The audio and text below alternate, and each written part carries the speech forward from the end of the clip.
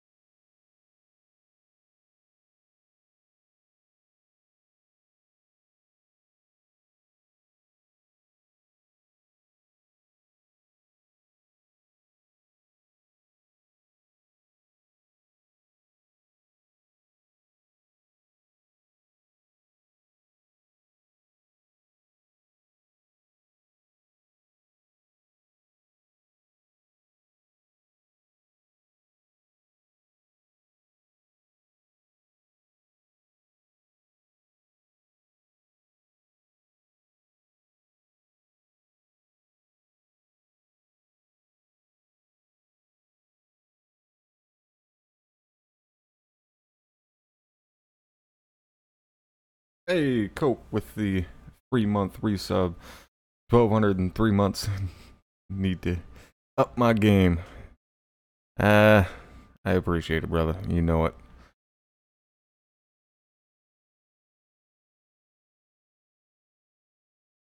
We are definitely doing well for the giveaway. As you can see on the goal thing there, we are very close to hitting that goal for all three prizes. The 1080 is already covered. Uh, Next, we got the Corsair K70 mechanical keyboard, and then the HyperX Cloud 2 headset that will be given away. And that'll be in just over 2 weeks. So, pretty excited for that one.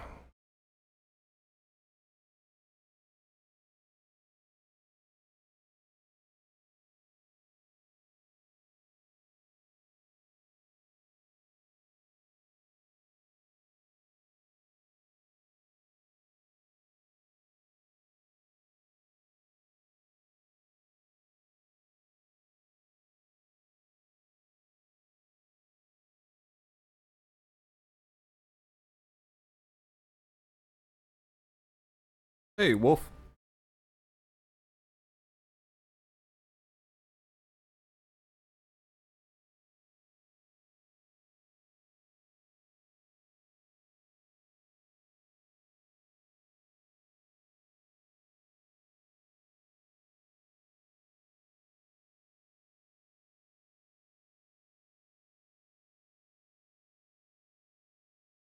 Yeah, that's about to be handled.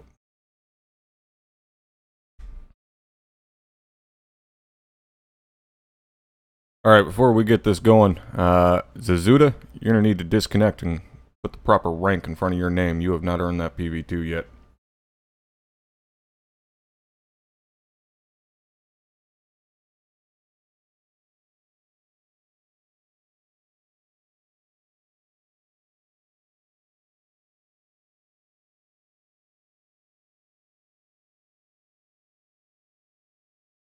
All right, and Troy, you can disconnect and put the correct rank in front of your name. You are no longer a recruit.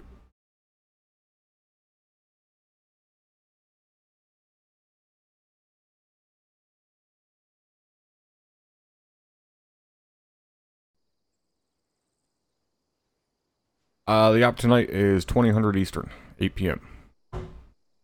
So I'll go live pretty much right at 8 p.m. The op won't actually start until about 8:30 or so, but I'll go live about 8 o'clock while I'm waiting for the rest of the guys to get loaded in.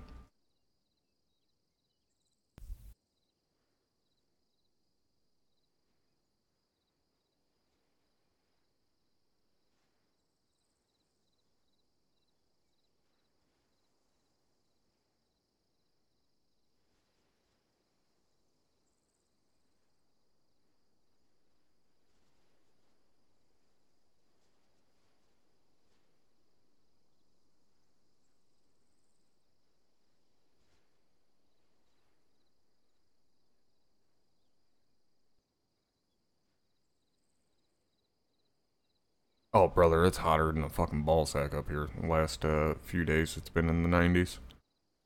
Not supposed to cool down until fucking middle of next week.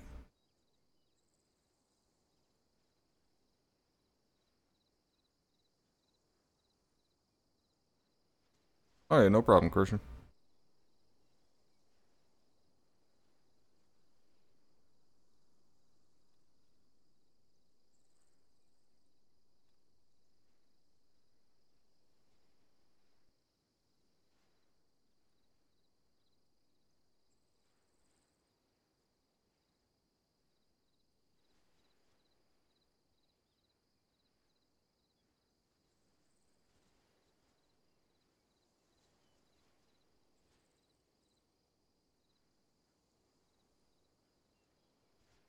Oh yeah, we're generally all over the fucking place too, but summertime we still get fucking well into the triple digits sometimes.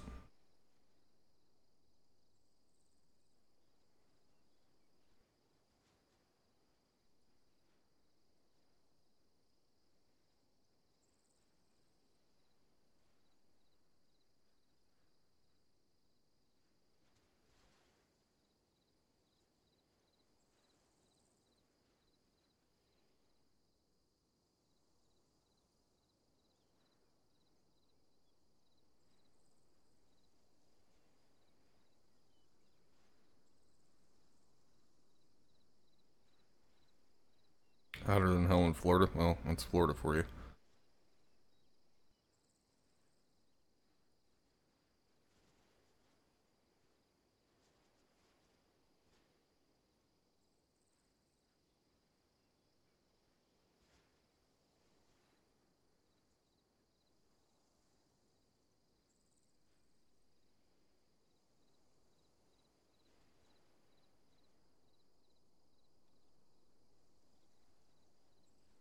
Alright, now we finally got everybody in here.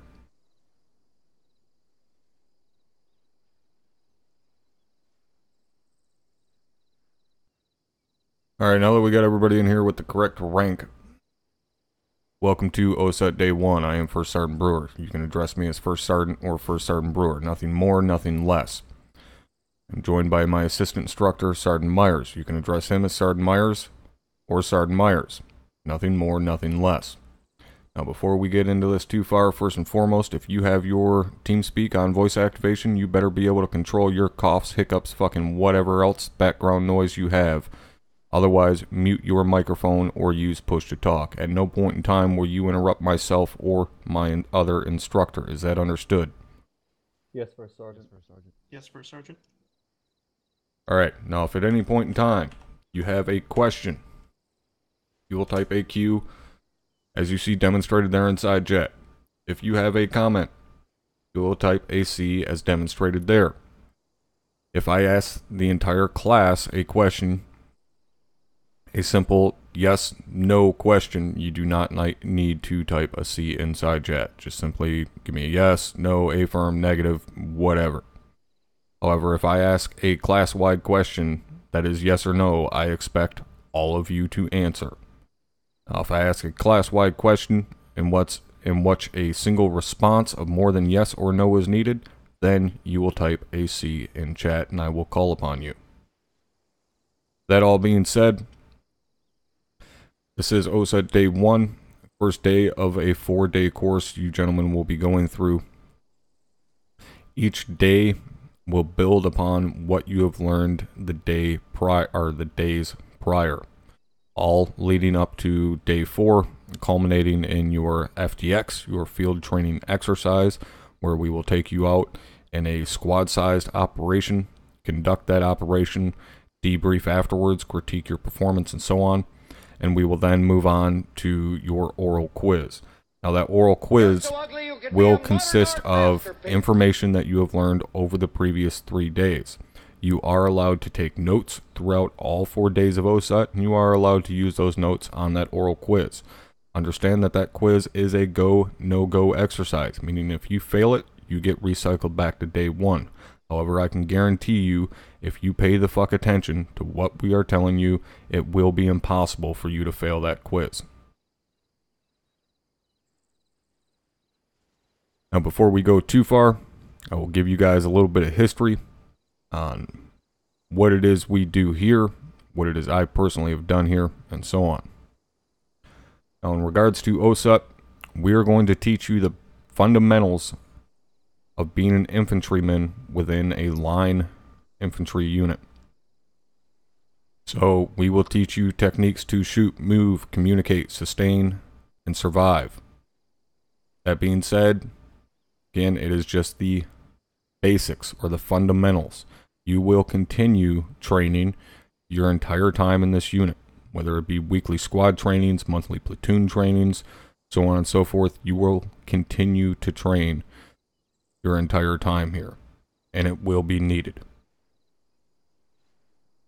Now, I myself have been with the 506th for over 2.5 years now. I originally came into this unit as a rifleman. About a month after coming into this unit, I took a team lead position for Havoc 1-2 Bravo. That is Bravo Team, 2nd Squad, 1st Platoon, Alpha Company.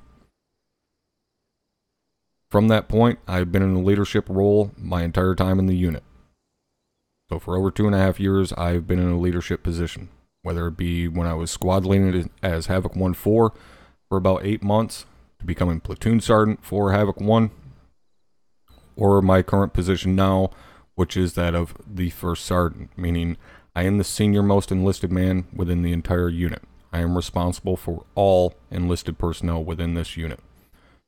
That includes every single squad leader, every team leader, every team member, every enlisted personnel and reserves, every single recruit that comes through the door, and you guys also. I am responsible for all of it. That being said, I am also the S3 Chief, meaning I oversee all training in this unit, whether it be recruit training, OSUT, combat medical school, air assault school. I oversee all of it. Pretty much every single person that comes into this unit will have me as an instructor at some point in time.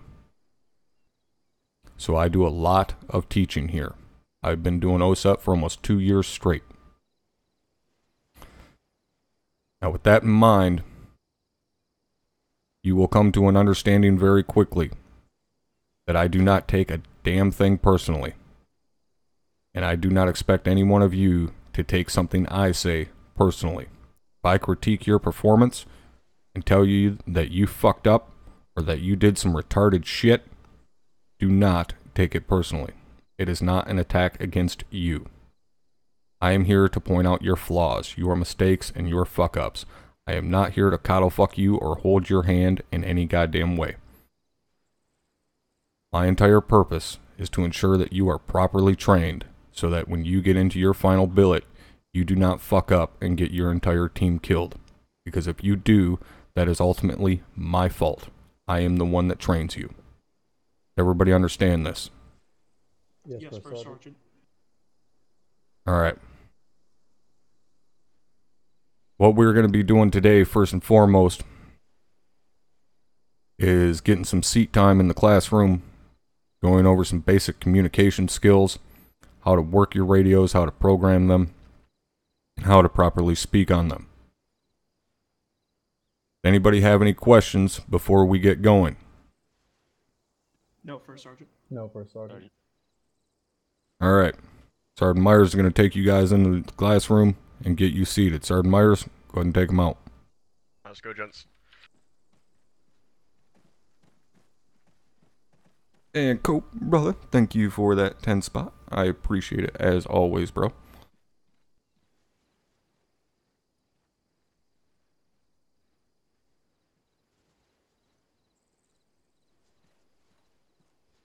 And yes, the raffle is going very, very well. I am excited to see who ends up winning that monster fucking 1080.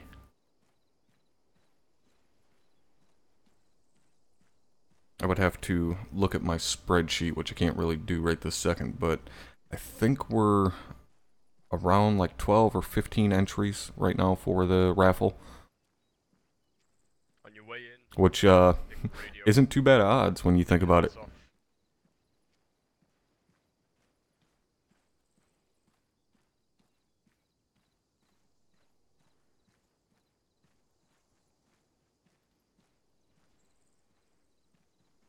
Go ahead and take a seat.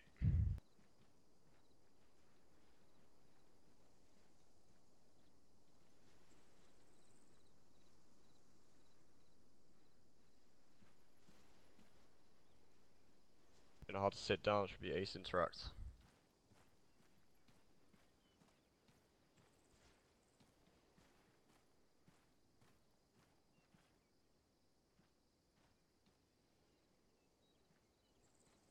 Yeah, they're gonna be a little hard to hear because most of them fucking Windows key, one, Ace don't use Interact their on big the boy seat. voice, and two, they're a little bit away from me. Three, I always put my earplugs in because when we do the fucking radios, if you don't put your earplugs in, it'll blow out your goddamn eardrums. Unless you turn the volume way down. Windows key, interactions, sit down. Not difficult. Yeah, odds are definitely good for anybody entered in the raffle right now. I mean, even if you don't win the fucking 1080, you still then have, you know, just as good odds to win, you know, $150 fucking gaming keyboard.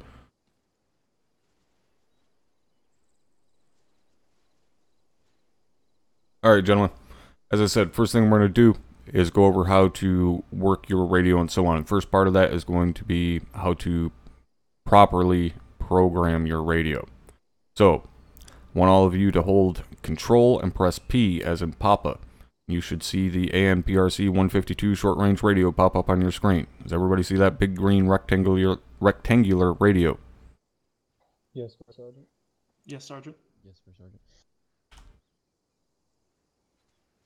Alright. So first I'm going to walk you through what each button does on this radio. Starting at the top, you have that middle stalk with the numbers on it. That is your volume control. You right click it, it increases volume. Left click it, it decreases volume. I generally leave mine right at its default, which is 80. Plenty loud enough to hear over a firefight, but it's not going to make your fucking ears bleed. At least when you have earplugs in. Below that, we have the actual display. Now the display shows you two things.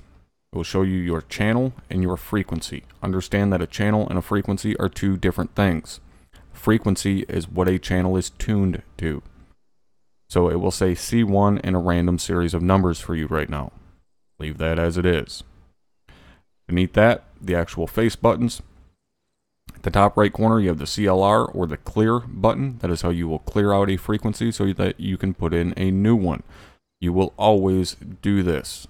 You will always be putting in a new frequency. We do not ever use the stock frequencies that are on the radio. Directly beneath that, you have the ENT or the enter button. That is how you will set a new frequency after you clear out the previous one and type the new one into the display. Directly beneath that, you have the PRE button. You have PRE plus, PRE minus. This is how you will change channels. If you press PRE plus, it will go up a channel. PRE minus will go back down a channel. Alternatively, you can use the numbers on your number pad on your keyboard to quickly change channels. Directly next to that, on the bottom row, you have that right-facing arrow. That right-facing arrow sets the short-range radio to speakers. Do not ever click that button. I'll say that again. Do not ever click the right-facing arrow. At no point in time will you ever set your short-range radio to speakers. If you do, anyone that hails you on the radio, that transmission will be broadcast to everyone around you, oftentimes causing a shit ton of feedback. Those of us wearing a headset will want to rip your fucking head off, so don't do it. Next to that, you have the left-facing arrow. The left-facing arrow is how you will set an additional channel. This is a must for anyone in a leadership position. Anyone who is leading listens to a minimum of 2 channels. Lastly, in the very bottom left corner, the 0 button, we have the stereo settings. This makes it so that you can hear a channel through one ear only. This, again, is a must for anyone in a leadership position. And that is it for the buttons. The 1 through 9 doesn't do dick, so just ignore them. So the first thing we're going to do is teach you guys how to actually program a frequency into a channel. So, top right corner, I want you to click that CLR button and it will make that random series of numbers disappear. You'll have a flashing line on the display. In that display, you are going to type 100.1. After you have typed in 100.1, you are going to click that ENT or enter button. That will set the frequency of channel 1 to 100.1. So once you see it say C1 100.1, down in the bottom left corner, that stereo settings button, you're going to click that once, and you should see the box pop up in the corner of your screen that says left ear only. This will make it so that this channel is only heard in your left ear. Once you have done that, you are then going to go to channel 2 by either pressing PRE plus or the number 2 on your numpad. And it should say C2 or Charlie 2 and a random series of numbers. You are then going to hit that CLR button once again, clear out that random series of numbers, and type in the frequency 100. Once you have 100 on the display, you are going to click the ENT button and set that frequency. Once that frequency is set, you're going to go back down to that bottom left button, that stereo settings, and click that twice. Now in that box, it'll say additional right ear only. Or sorry, it will not. Firstly, you need to hit that left facing arrow to set channel 2 as an additional. So it'll change it from C2 to A2. So Charlie 2 to Alpha 2. Now, that Charlie 2 is now Alpha 2. Now you will hit that stereo settings button in the bottom left until in that box that pops up, you see it say additional right ear only.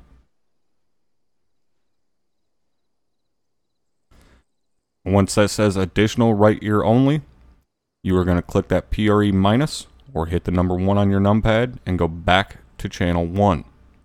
Anytime that you set an additional channel, you always need to go back to your primary channel. Otherwise, you will not be able to hear it.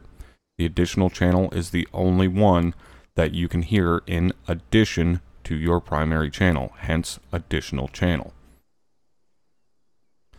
Now once you are back on channel 1, since we had that little fuck up there with setting additional channel, I want you to go down to that bottom left button again, that stereo settings, and click that until you see it say primary left ear only in that radio box that pops up. And once you have that set where it says primary left ear only, then you are good. Now in order to talk on your radio, and I'm going to tell you now, before I tell you what these keys are, do not start hitting the goddamn keys. I do not need you squawking your radio in my ear. So to talk on your primary net, private LUTs. Can I talk over radio or should I type? You can talk over direct voice.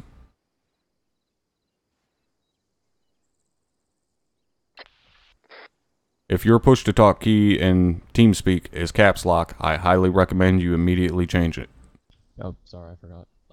Should the word primary be there, or should it say left only and then under say additional right only? Yep. Just like that. Okay, thank you. Alright. So, to talk on your primary channel, or your primary net, as you'll often hear it referred to, you will use the caps lock key. To talk on your additional net, that is going to be your A2100, will be your tango key. T as in tango. Alright. Now, anytime that you are talking on one and going to switch to the other, so if you're speaking on your radio via caps lock and you need to switch over and start talking on your additional frequency via tango, you need to make sure to give it a few seconds in between releasing caps lock and pressing tango. All right, you have to give TFAR time to disconnect from one frequency and reconnect to the new one. All right, so that being said, right now all of you should hear me speaking to you in your left ear, correct? Yes, Sergeant. Yes, Sergeant. Alright, I know it was a long time ago, meaning 15 minutes, but last time I checked, I told you guys you addressed me as First Sergeant or First Sergeant Brewer. I pretty sure I earned that fucking respect. Yes, First Sergeant. Yes, First Sergeant. Yes, First Sergeant. Now, all of you should hear me speaking to you in your right ear, correct? Yes, First Yes, Sergeant. First Sergeant. Yes, First Sergeant. Alright. Now, and you guys don't need to fucking respond to me on the radio, so whoever the fuck was hitting caps lock to respond to me, stop. Unless you're fucking, again, unless your push-to-talk key in TeamSpeak is caps lock. And if it is, change it immediately, because that shit ain't gonna work out for you. Now, when it comes to actually speaking on the radio, alright, there's a couple different systems that we use to ensure a couple of things. Firstly, brevity. Brevity is incredibly important to us. Brevity is essentially a way to pass along large amounts of information while saying very little.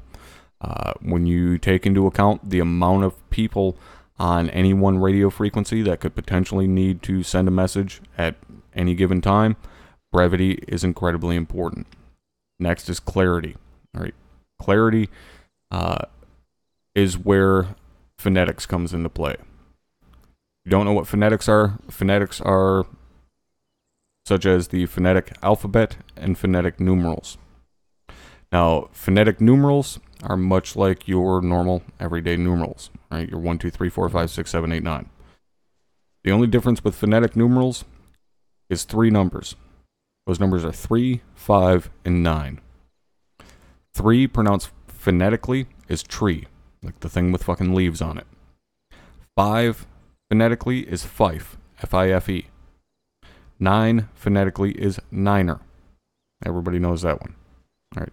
Now, phonetic numerals are not used, again, at all times. It is only when you need to ensure that that person is going to hear you clearly, or if they did not hear you clearly the first time, then you will switch over to phonetics. So if you said the first part of a grid is 359, and they did not hear you clearly, then you would say tree, fife, niner. Then we have the NATO phonetic alphabet. NATO phonetic alphabet we use all the goddamn time.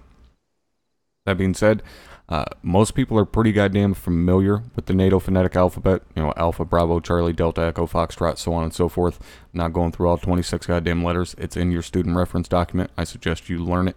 But keep in mind, again, that it is the NATO phonetic alphabet. We do not use any type of Adam, Billy, Charlie, fucking whatever stupid shit that any law enforcement or civilian agencies use. We use the NATO phonetic alphabet. Learn it, love it.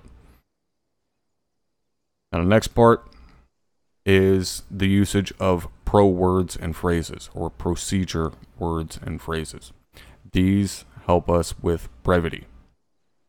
Procedure words and phrases are fairly simple. Again, this is something that you will need to learn, and it will take you time. First one we're going to be going over is break. Break means I hereby indicate the separation of the text from other portions of this message. So essentially, think of it as a period in a sentence. So if you have a long message to send the first part of your message, break, let go of the fucking transmit key, take a breath, hit the transmit key again, and send the rest of your message. Do not be one of those happy fucking half-tards that says break and just continues to hold down the radio and just keep sending a message. That is fucking stupid. It defeats the purpose of saying break. Break is not a goddamn comma, it's a period. Stop transmitting, take a breath, send the rest of your message. Now there is also an alteration to this, and that is the usage of break 3 times in a row. So saying break, break, break. Saying break, break, break is a way to break communications on that net. So, if someone is currently talking on the radio frequency that you need to speak on, and something pops up, whether it be priority traffic or emergency traffic. And yes, there is a difference between the two. Then you would come across that net, you would start transmitting right over top of them and saying to the radio, break, break, break, priority traffic. As soon as they hear break, break, break, they're going to immediately stop talking and let you start sending whatever it is you need to send. Now, that being said, priority traffic would be something along the lines of you have an MCI, mass casualty incident, or a mass CAS, or other things such as that. You have a danger close squad directly on top of your position, shit like that. Emergency traffic would be something along the lines of you have heavy armor right on top of your position, or medium armor, whether BMP, something along those lines. Basically, you are in immediate danger of being overrun or killed. That is emergency traffic. Priority traffic is, hey, you guys need to be aware of this information immediately, but we're not going to fucking die right this second. Now, that being said, the next pro word we're going to go over is correction. Correction means an error has been made in this transmission. The transmission will continue with the last word correctly transmitted. Right, so if you're sending a message on the radio and you say something incorrectly, like you're relaying a grid coordinate and you say part of it incorrectly, just say correction, go back to where you were last correct, and carry on with your message. Don't sit there and fumble fuck with your words and just say correction, go back to where you were right, and carry on. Next one you're going to hear is disregard. Disregard means exactly as the word means. You disregard it. You act as if you never fucking heard it. Pretty simple. Next one is read back. Now, read back, or I read back, can be used in two different ways. It can be used as an order and a response. So if I, as a higher element, were to relay to you a grid coordinate, so if I were to say reference grid 160168, read back, the response would then be I read back grid 160168. All right. Next is say again. Say again, exactly as it sounds. You say again whatever was just said. Now, you can use this in correlation with all before or all after. So if you missed the first part of their transmission but caught the ass end of it, you'd say again all before whatever word you first heard clearly. Say again all after, everything after whatever word you heard clearly. Now, we use say again to replace the word repeat. Reason being, repeat is used for the call of fire missions and CAS, close air support. All right, if they are told to repeat, it's telling them to repeat the same fire mission they did last. So we do not use that word. Granted, our guys are incredibly skilled, and I doubt any one of them would be fucking dumb enough to repeat a fire mission based on some random fuckface PV2 running by saying the word repeat. That being said, we're not taking the chance, so forget that word from your vocabulary. You will find that many guys here don't even use it in regular everyday fucking conversation. Reason being is because of me. Because when they went through OSUT, I can tell you now, if a single one of you says repeat, I don't give a shit where we are, I will immediately drop a mortar on your nutsack. Is that understood? Yes, sir, Sergeant. Alright. Next one is over. Over means this is the end of my transmission to you, and a response is necessary. Go ahead and transmit. Alright, so if I call you on the radio and I say over, that means I need you to respond. Go ahead and do so. Next one is out. Out means this is the end of my transmission to you, and a response is not necessary or expected. Alright, so if I say out, it means I do not want to hear back from you. I do not want you to respond to the message I just sent. So understand, over means I need a response. Out means I do not. Alright, so they mean two very different things. So do not ever say over and out on the fucking radio. There's made up Hollywood bullshit. No one says that. You look like an idiot. So again, over, I need a response. Out, I do not need a response. Do not ever say them together. Next one is Roger. Roger simply means I've received your last transmission. Right? Means I heard you. That is it. Then we have Wilco. Wilco means I have received your last transmission and will comply, hence Wilco. Wilco is a response to an order given. Alright, so if someone orders you to do something, say Wilco. You will comply. If someone is passing along information and you heard that information, Roger. Notice that they mean two very different things. Roger simply means I heard you. Wilco means I will comply with the order given. So don't ever say Roger Wilco on the fucking radio. Again, made up Hollywood bullshit. You look like a fucking idiot. Alright, everybody tracking so far? Yes, First Sergeant. Right.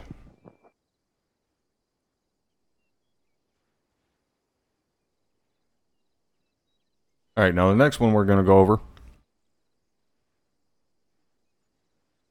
is that this is one of the most important. This is a way to identify who you are. All right, so this is means this transmission is from the calling station whose designation immediately follows. All right, now if you don't understand what that means, every single person in the unit has their own calling station. Now at a fire team level, your calling station is simply your name. However, at a team leader level and above, you have your own individual calling station. So team leaders and up do not ever use their radios, or do not ever use their name on the radio. If you're the Alpha team lead, you're simply referred to as Alpha. If you're the Bravo team lead, you're simply referred to as Bravo. But we do not ever, team leaders and up, do not ever use their names. We use our calling stations.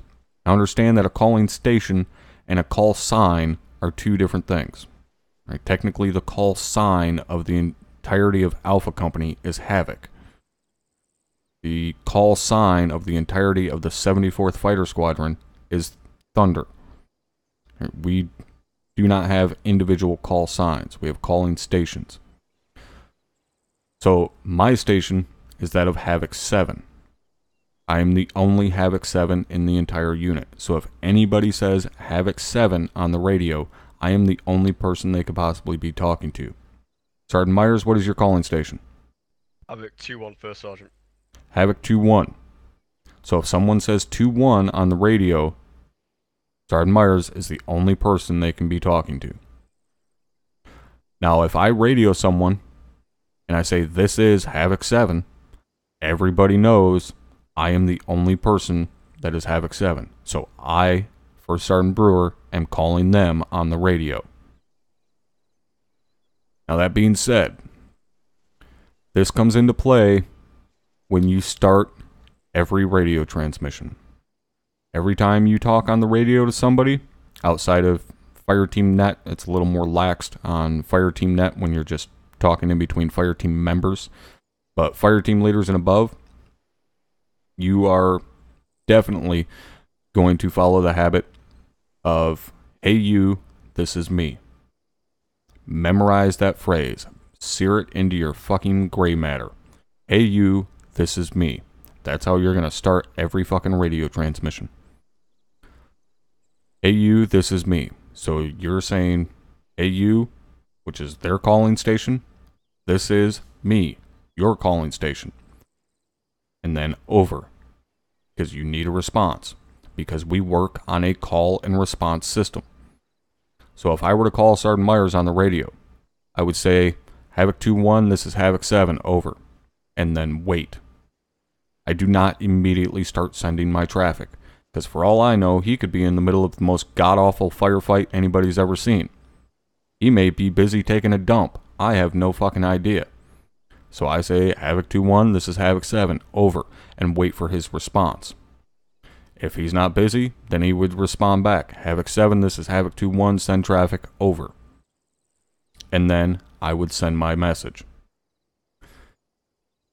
Now, the next important thing about this is if you are the party initiating the call, meaning if you are the one saying, hey you, this is me at the start of the call, you are the only one that outs that transmission. All right, think of out as a way of hanging up a phone. All right, if a radio transmission or a radio call is a phone call, saying out is hanging up that phone. The initiating party is the only one that ever outs the transmission, all right, because they're the one that started the conversation. You, as the receiving party, have no idea what other additional information they may need to send to you. So you continue saying over at the end of your transmissions until they out you. Now that being said, the only caveat to this is when you are dealing with higher. All right, higher is essentially any of your command elements up your chain of command. So if you're dealing with higher and they have more pertinent information to send to someone else, or they are receiving transmission on another net, or whatever the situation may be, they may out you. You may be in the middle of a conversation with them and they may say, solid copy out, and just end the call immediately because they have higher priority shit to take care of. But otherwise, if you're not the initiating party, you just keep saying over until they end it. All right, is everybody tracking on that? Yes, First Sergeant. Yes, First Sergeant. Yes, First Sergeant. All right. That takes us into our next part, which is one of the most important radio transmissions you guys will do, and that is radio checks. Radio checks are done by every single person every single time they get into the server. You get into the server, get geared up, grab your radio, program it, and do your radio check to ensure that we have good, clear communication, because without communication, we can't do what we do.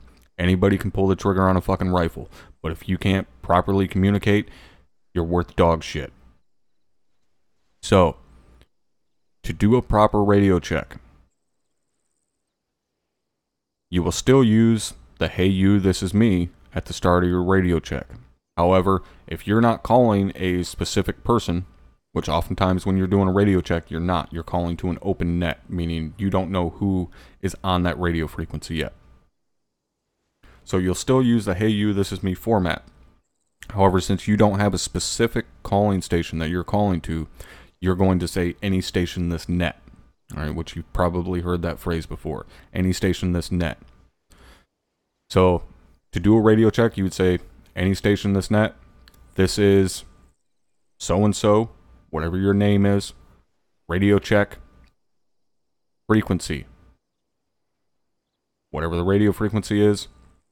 Over. All right, I'll go over that again. Any station this net. This is so-and-so, radio check, frequency, 123, over. All right. Now again, remember, at a fire team level, you don't have a calling station. Your calling station is your name. If you were a team leader, you would say, any station this net, this is Alpha, radio check, 123, over. All right. So when you say frequency, you're stating the frequency that you're currently doing the radio check on. And yes, that may seem redundant, but for those of us that monitor multiple nets, we need to know what frequency that person is doing a radio check on, so we know the correct frequency to respond on. All right, so any station this net, this is private so-and-so, radio check, frequency 100.1, over.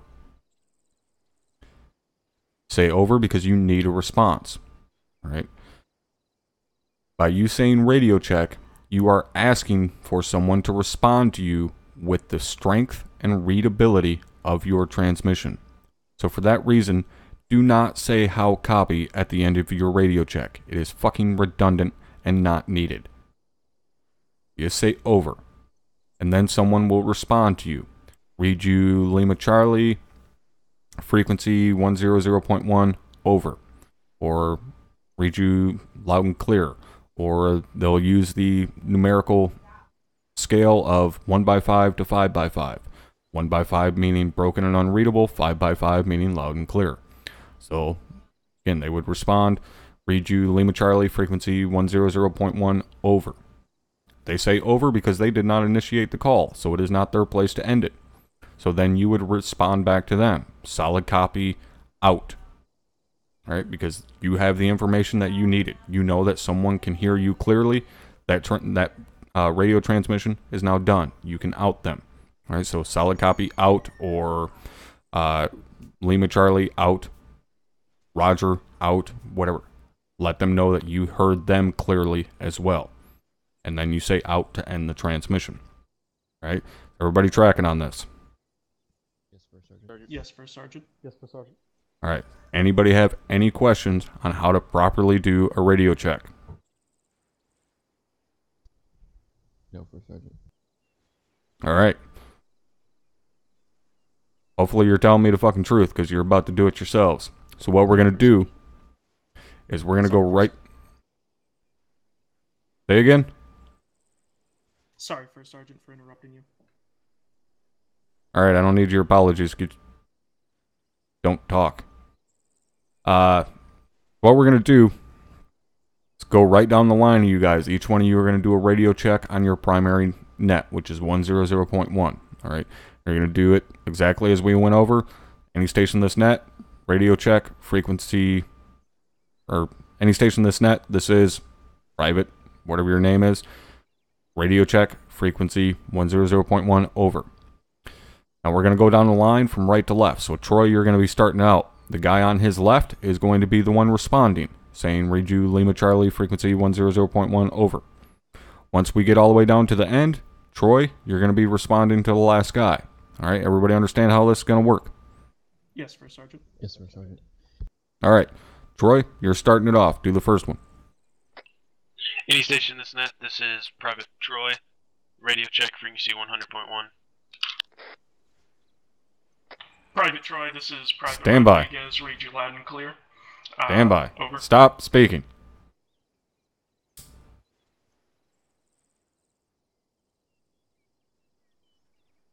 All right, Rodriguez, you did the response perfect. However, what did Troy fuck up?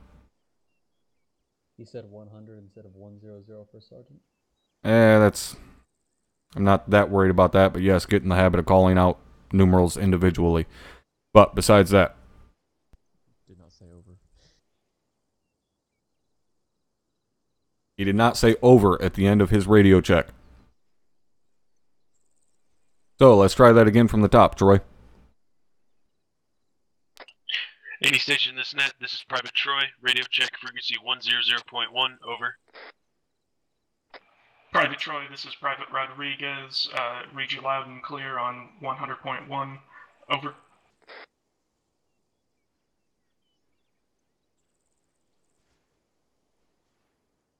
Finish out the transmission, Troy. How did you read him?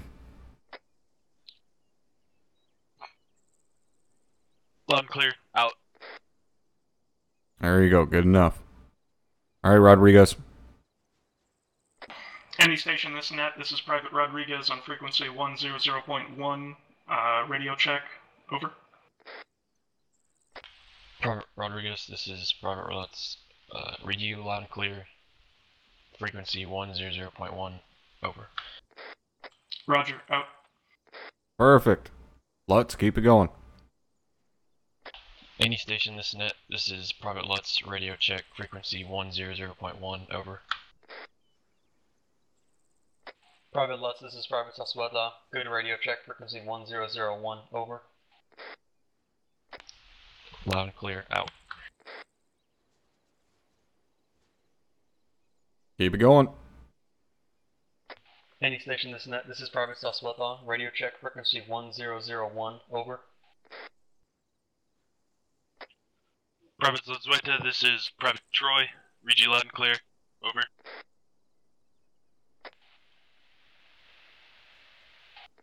Good check, out. Alright, good enough. Since I can't pronounce your last name, you're from this point on known as fucking Susie. So, that is how you properly do a radio check. Now, I will tell you, every time you guys do a radio check, if you fuck it up, I'm going to bust your balls on it. All right. I have incredibly high standards, and at no point in time will I let those fucking standards fall. For the simple fact that when you get to your final billet, should you let those standards slide a little bit, they will still be within acceptable levels. But I can tell you now, if you run into me out in the field and you let those standards slip, I will bust your ass on it right then and there. I don't care if we're in the middle of a fucking firefight. If you fuck up, I will call you on it. Now that being said, radio checks, again, one of the most important things we do. However, you're going to get a shit ton of practice on it. So if you don't feel real comfortable with it right now, it's not a huge deal. It's something that you are going to do, like I said, every single time you load into a server. So you're going to get plenty of practice at it. You're going to be able to very quickly rattle off a radio check. All right, radio checks take a matter of 10 seconds every single time. All right, you can grab your gear, get your radio, program it, and have your radio check and everything done and be ready to go inside of 30 seconds. It is very easy.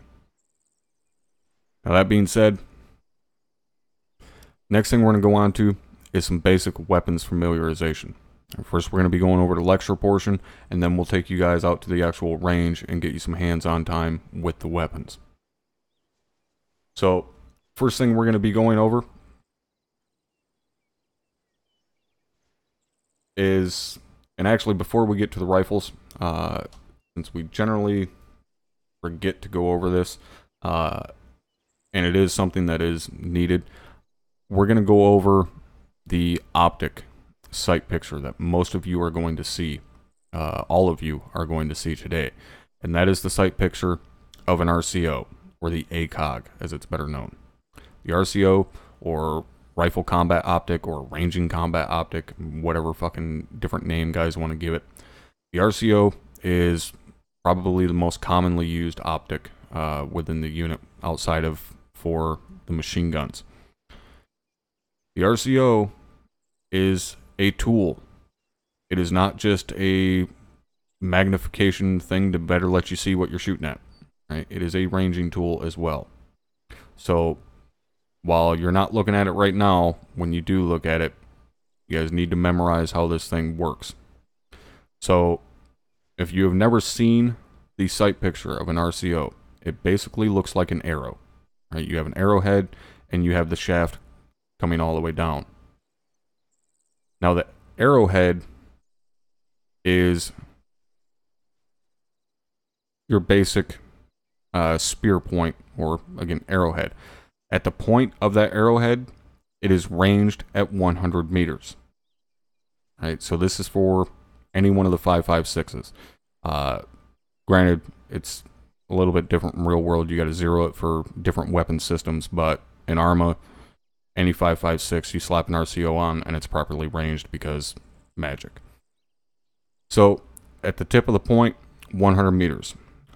Midway down the point, 200 meters, and at the base of the chevron is 300 meters. Now going all the way down the vertical axis, you'll have horizontal lines with a number next to them. That number represents a range, right? So there's a line with a 4, then there's a line with no number, then there's a line with a 6, then there's a line with no number, and a line with an 8.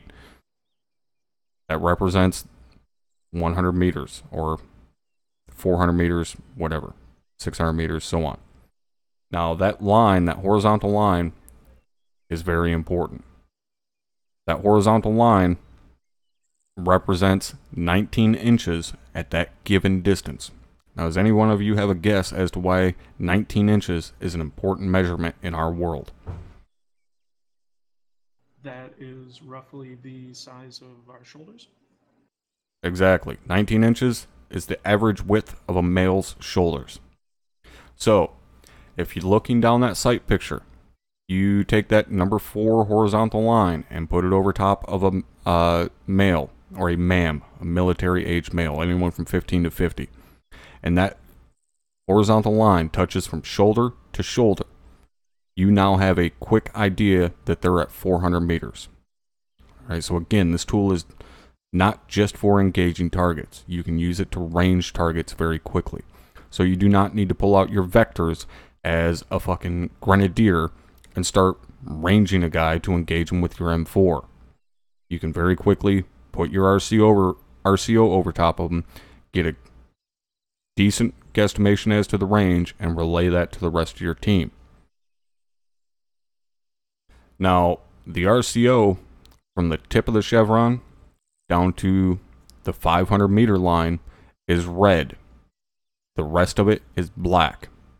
And that will become important here in just a second, because that directly correlates to the first weapon that we're going to be going over, which is the M4 carbine, standard issue rifle for all of our troops, aside from automatic riflemen, machine gunners, and pilots. Now, the M4 carbine is a lightweight, gas-operated, air-cooled, magazine-fed, shoulder-fire weapon that can be fired in either the automatic or semi-automatic mode. It has a point target range of 500 meters and an area target range of 600 meters. Does anybody have a guess as to the difference between a point target and an area target? I would guess a point target is shooting at a direct point, as an area target would be shooting at a house, First Sergeant. Somewhat. Point target is accurately engaging an individual. Area target is suppressing an area. Alright, so if a target is 700 meters out there and you're not going to accurately engage that person, which you're not going to with the M4, you are essentially engaging his area. You are suppressing him. Now, I am not saying that the M4 is not lethal beyond 500 meters. It is lethal well fucking beyond 500 meters. But it is not as accurate. Now, I'm also not saying that you're never going to drop someone beyond 500 meters. I have personally watched guys get dropped with the M4 beyond 700 meters. It is not impossible, but it is not as accurate. Now, the next weapon system we're going to be moving to is the M320 grenade launcher. It is a lightweight 40mm underslung grenade launcher. Now, we use two different UGLs, or underslung grenade launchers. We use the M320 and the 203, which is kind of the older brother to the 320. Now, you guys, throughout your entire time in training here in OSUT, you will use the 320. 203 you can use later on in the unit, but we use the 320 for training because it is much easier to operate. And not even so much that it's easier to operate, they both operate the exact same way, but it is much easier to accurately engage with the 320 because it has better sights on it. The 203 has a top rail sight, which is generally blocked by your optic. 320 has a sight hanging off the side of the tube. It also ranges farther because the maximum point target range of the M320 is 350 meters. That is the maximum range that it will range to. Again, that does not mean you can't engage beyond 350 meters. I personally engage targets at 500 meters with the 320. But to do that, you got to use that good old thing known as Kentucky windage. If you don't know what Kentucky windage is, it means you fucking aim high. Now, the 203 is only capable of ranging out to 250 meters. So you really need to know how to use Kentucky windage to engage long targets with that. Now, the 320 is capable of firing multiple different munition types. Firstly, there is HE, or high explosive, which is what is mostly used, and that is used against infantry in the open. Then we have HEDP, high explosive dual purpose. HEDP is used on entrenched enemies, bunkers, buildings, vehicles, wheeled vehicles, I should say. So it has a little bit more penetration than what a normal HE grenade does. Next, we have smoke. There is every color of smoke we use, there is a 40mm equivalent to it. That being said, 40mm smokes are very finicky. You can launch one 200 meters out and it'll bounce another 300 meters beyond where you shoot it. So it takes a lot of practice to be accurate with 40mm smoke. Generally, it's used by our JTACs to mark enemy locations. Nobody really uses it for much else because of the inaccuracy of it. Next, we have illumination rounds. Now, you may think illumination rounds are kind of fucking silly considering all of us have night vision. But I can tell you from personal experience, when the fog is thick as fuck, your night vision doesn't do dick. Illumination is your best friend. Lastly, we have Hunt IR rounds. Hunt IR rounds are essentially a 40mm grenade. However, instead of an explosive tip, it has a camera in the tip and a parachute that comes out of the ass of it. So you'll launch it up into the air, that parachute will deploy, and it will slowly descend back to the ground. And if you have a terminal, you can connect to that 40mm camera and look around at what it's seeing. Now, Hunt IR rounds are only used by Platoon HQ and above, so you're not going to have to worry about using those. However, keep in mind, if you see a little white parachute descending from the sky, do not freak out. The aliens are not fucking invading. It is not enemy paratroopers. It's a goddamn camera. Don't shoot at it. Alright? Anybody have any questions on the different types of 40mm munitions?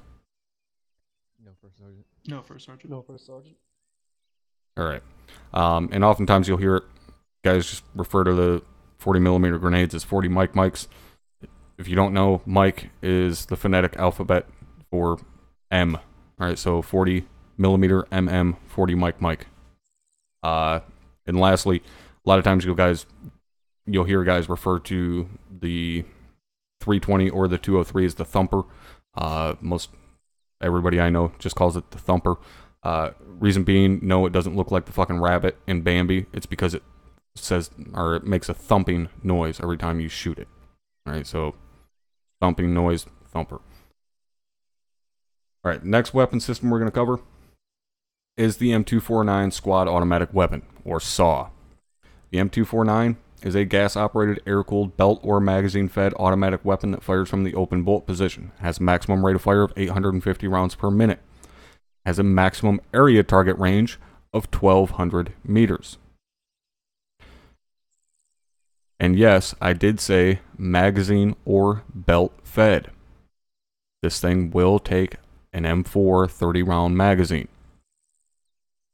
However, the SAW does not have select fire capability, meaning it only fires an automatic.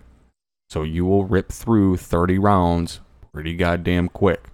So we only use M4 magazines in an absolute emergency. Otherwise, we use 200 round or 100 round belts. Or I should say 200 round boxes or 100 round pouches. Now, notice I said that the maximum area target range is 1,200 meters. I did not give you a point target range. Reason being, the SAW is a suppression weapon. Now, that does not mean that you can't engage an individual target with it. What it means is, we fire the SAW in bursts, just like any machine gun. When you fire a burst at a target, you rake that burst across their body. You do not tap fire it or fire individual rounds or any other stupid bullshit you learned in whatever fucking video game. You fire it in a burst and you rake it across their body. If at all possible, with some practice especially, you can get good enough where you start at their kneecaps, you fire your burst, and you should end right about the base of their collarbone. Alright? Anybody have a guess as to why you start at their kneecaps? Recoil will push you up. Exactly. Recoil of the weapon system automatically raises your target picture. Alright? So, if you start at the knees, by the time you get done with the burst, it should end, again, right about the base of their collarbone. So you should lace their entire body with that round, or with that burst. Now, the SAW is carried by all automatic riflemen. Now, automatic riflemen are not machine gunners. Do not confuse 11 Bravo machine gunners with automatic riflemen. Automatic riflemen are 11 Bravos who happen to carry the SAW. They are not machine gunners. Rodriguez, question. What was the area range for the SAW? 1,200 meters. 1,200. And I should have pointed out, and completely forgot, The M320 or the 203, the grenade launchers, the UGLs, they are carried by grenadiers, some squad leaders, and platoon HQs. Again, the SAW is only carried by automatic riflemen. Now, the next weapon system we're going to cover is the M240 Bravo, medium machine gun. 240 is a belt-fed, air-cooled, gas-operated, fully automatic machine gun that fires from the open bolt position. We use 100-round bandoliers with the 240. Now, the 240 has a maximum area target range of 1,800 meters and is crewed by 11 Bravo machine gunners. Notice I said crewed. This weapon is what is known as a crew serve weapon. Now, we do not do a proper machine gun crew as they would in real life with a 3-man team and the tripod and all of that, but we run a 2-man team for a single gun. And so you have your gunner and you have your assistant gunner or a gunner. Gunner pulls the trigger, a gunner does all the work, ranging targets, controlling rate of fire, spotting targets, so on and so forth. Now, the 240 Bravo is chambered in the NATO 7.62 round, unlike the SAW, which is chambered in the NATO 5.56 round.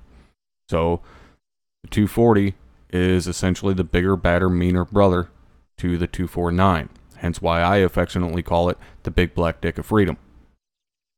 Because it will reach the fuck out there and touch somebody.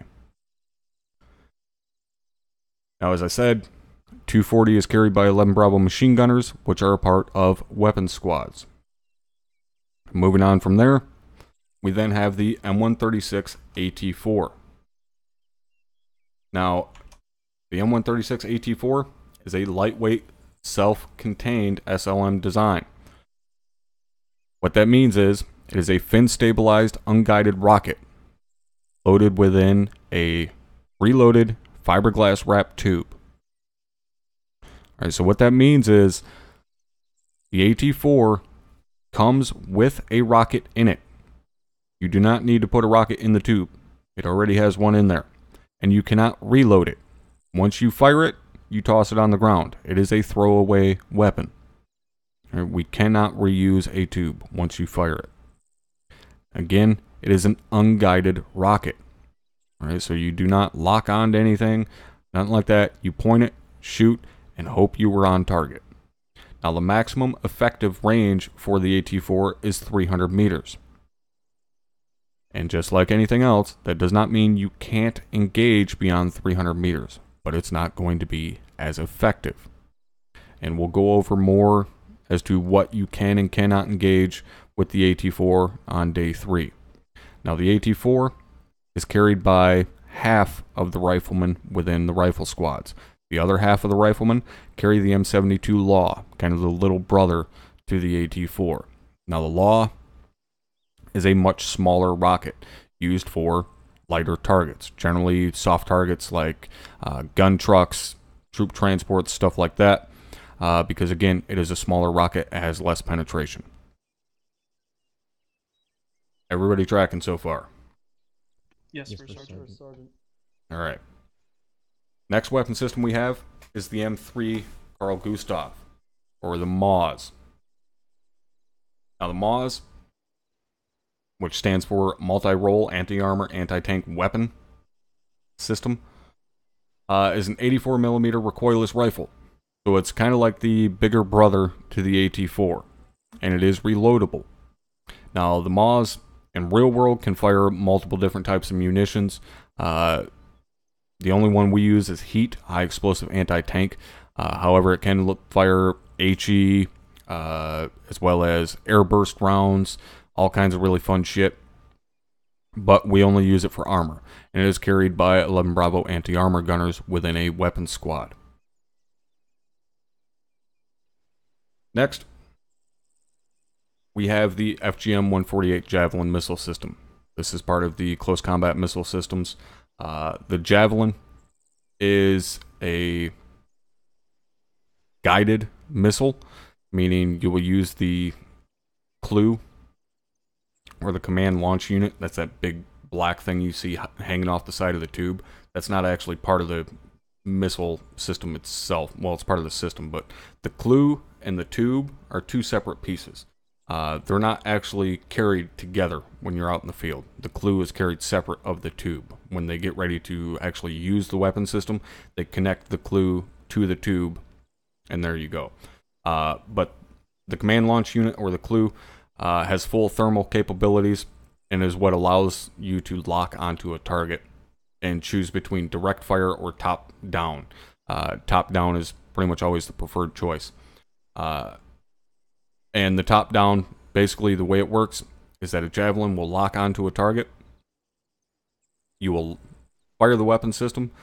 A small engine will carry the missile out of the tube a few feet out in front of you, at which point the rocket engine will fire. When that rocket engine fires, that javelin will take off almost straight up into the air, and then it will come down directly on top of the target. Reason being, in almost all armor pieces, the top plate is almost always inherently the weakest point of the armor. So that javelin always hits it in its weakest spot, which makes the javelin the best armor killing weapon system that we have. It will take out pretty much any piece of armor with a single hit. This, again, is carried by 11 Bravo anti-armor gunners within a weapon squad. Now, the next thing we're going to do is go on to our thrown munitions. First one we're going to be covering is the M67 fragmentation grenade. Now, the M67 fragmentation type grenade, consisting of a pre-fragmented steel body filled with 6.5 ounces of explosives, has a kill radius of 15 meters, fragmentation dispersal radius of up to 230 meters, with a 3.2 to 4.2 second fuse. Now, we're going to go over more how to properly throw a grenade and so on here in a little bit. But the main thing to keep in mind is, A, when you're going to throw a grenade, make sure you're behind solid fucking cover. B, the fuse on a grenade, and this is more so related to real world than it is in Arma. However, in Arma we can cook grenades with the advanced throw system. And if you don't know what it means to cook a grenade, cooking a grenade basically is letting the fuse burn before you throw it. Now, that's achieved by pulling the pin and letting go of the spoon and waiting.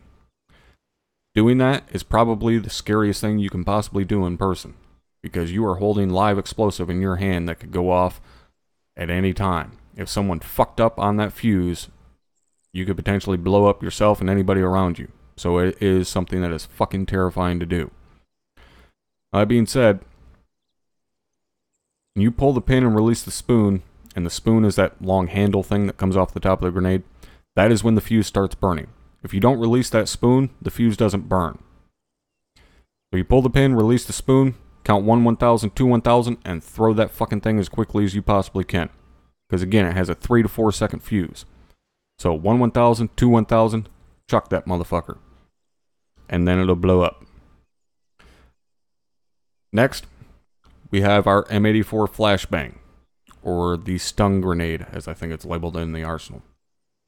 The M84 is a diversionary device used for building and room clearing. It has a 1 to 2 second fuse on it.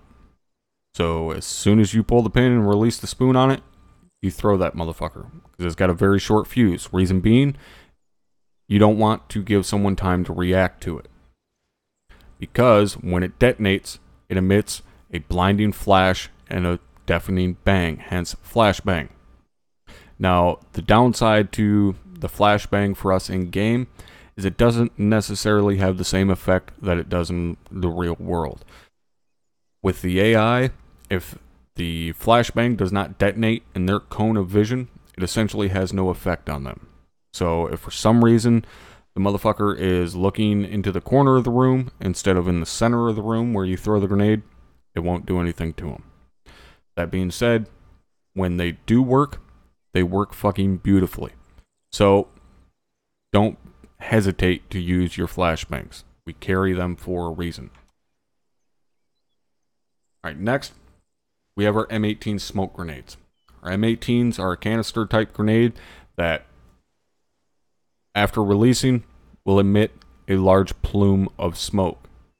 Now, the different colors of smoke have different meanings for us, whether it be concealment or signaling. So, white and yellow smoke are used for concealment. When it comes to the other colors, they are used for signaling. Now, we primarily use yellow for concealment, but you can use white. It's not prohibited or anything like that, but most of us like to use yellow. Now, the other colors, green is used to signal friendly positions. Red is used to mark enemy positions. Do not ever throw red smoke on top of a friendly position. If you do by accident, make sure that you radio it up your chain of command immediately. So if you're a team member, tell your team leader that you just accidentally threw red smoke. If you're a team leader, tell your squad leader someone just accidentally threw red smoke. Disregard it. That way it can get up to the chain of command to myself or one of the other members or one of the other task force commanders so that they can relay it to air assets.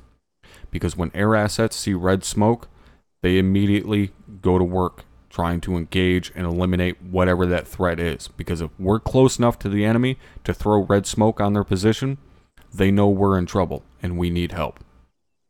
So again, if you ever accidentally throw red smoke on a friendly position, make sure you notify your chain of command immediately. Next, we have orange smoke. Orange smoke is used by team leaders and JTACs for two different reasons. Team leaders use orange smoke to mark the position of demolitions. Every team leader carries an M112 demolition block. When they place that block, they will also chuck a orange smoke right next to it. That lets everybody know that entire area is about to explode. Stay the fuck away from it. JTACs will sometimes use it to mark an LZ or a landing zone. So if you see orange smoke out in an open field, stay the fuck away from it. Either one of two things. Either one, that fucking area is going to explode, or two, it's about to have a helicopter landing there. Either way, you do not want your fucking body there. So stay away from orange smoke. Next, we have blue smoke. Blue smoke is used to mark a broken chain of command. Basically, everything has gone to hell. You see blue smoke? Stay the fuck out of the way. If you're told to set up security in that area, go ahead and do so. Pick up a sector, start providing security, engage any threats that present themselves. But otherwise, just stay the hell away from it. Same goes for the next one, which is purple smoke. Purple smoke is only carried by 68 whiskeys, medics. They are the only ones that will ever deploy purple smoke, because purple smoke is used to signal an MCI, or a mass gas. Again, see purple smoke, stay the fuck out of the way, unless you're told to set up and secure the area. Alright, anybody have any questions on the colors of the smoke? No, for Sergeant. No, for Sergeant. Alright, excellent. Alright, before we head out to the range and get going with any of that, any questions on any of the shit that we have covered here in the classroom, now is the time to ask it. I don't care how fucking stupid you may think it is. If you have any questions, any doubts, now is the time to ask. Susie. How effective are the smoke grenades against AI? Extremely effective. Although currently, after the last update, we're having some issues with our smoke mod, because we actually use a mod to increase the plumage of the smoke, but we're currently having issues with it. But generally, smoke is incredibly effective. That being said, you have to understand that smoke is used for concealment, not cover. There's a very big difference between concealment and cover. It is not a magical fucking barrier that stops bullets. Just because you throw smoke doesn't mean the enemy can't shoot you or can't hit you. It just means they can't accurately engage you. They can still shoot at your ass. Alright, that answer your question? I will PT you all until you fucking die! Alright, any other questions?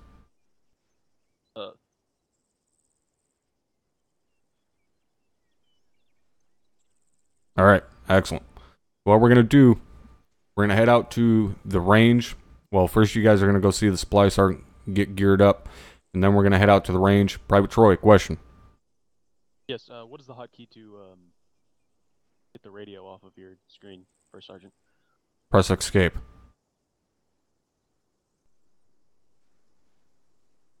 Thank All you, right. First Sergeant. So we're gonna head out to the range after you guys get geared up. Sergeant Myers is gonna be taking you guys, showing you how to properly throw a grenade and use smoke grenades and so on, as well as how to properly engage with an AT-4. Sergeant Myers, go ahead and take them over to the supply sergeant, get them geared up. This First Sergeant. Alright with me.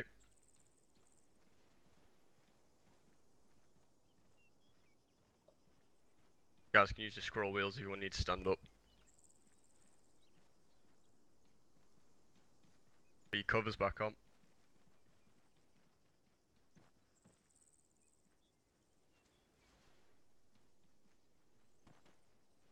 All right. God damn, that was a lot of talking. What's with Ermy? Arlie Ermy? Arlie Ermy is a fucking badass. That's what's with him.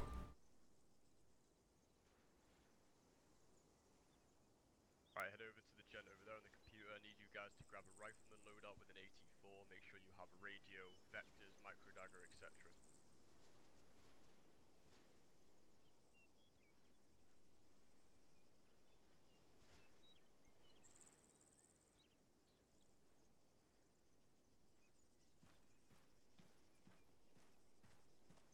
I don't know what the fuck you're talking about. Classroom is a sad place. I'm a fucking example of shining light and happiness.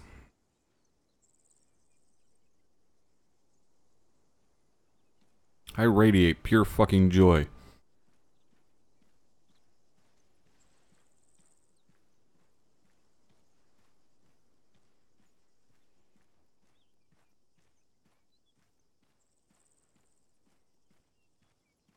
I'm unable to load. Yes, sir. Is it grayed out? It's grayed out. Yes, sir. Just click it anyway. It'll work. Go ahead, back out. Salvatore, you should know I yell at everybody. It's working, Sergeant. Not working at all? No, sir. Alright. Go ahead and try this box in here. On the right.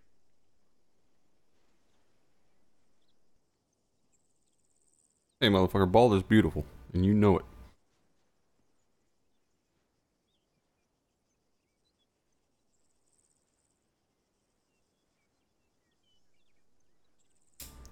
Again, make sure you have vectors, micro daggers, everything, radios. You guys need to pop your magazines at your weapons. What's the reason for him? He notifies me when someone follows, donates, subscribes, all of that good shit. Take a magazine out. Yes, Sergeant.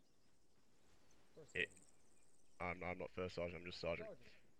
You just hit India on your keyboard. Hey man, Velcro head's perfect. Especially, I mean, we only got like a couple months until snow's flying. Best goddamn time to have Velcro head. Everybody used to think I was fucking nuts, man, for shaving my head in the winter, but I'm telling you what, keeps a fucking hat on my head. Right. Private Troy, you're not gonna need your night vision, promise. Go ahead and throw it in your bag, same with you, Zuta.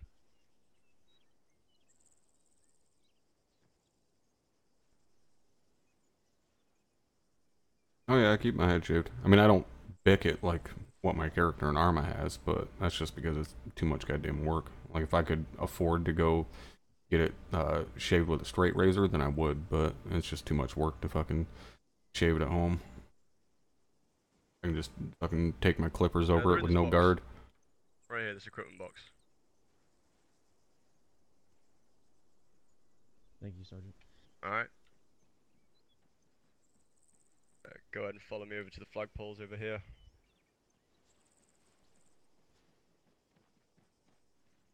Cut my hair for 4 years. Oh god, that would drive me nuts. I haven't had hair since I was like 15. Alright, gentlemen, you're going to approach this first flagpole, the one on your far left. You're going to use your scroll wheel and head out to the range. So you'll use your scroll wheel, highlight weapons range complex, hit the space bar, and fucking Scotty yourself out there.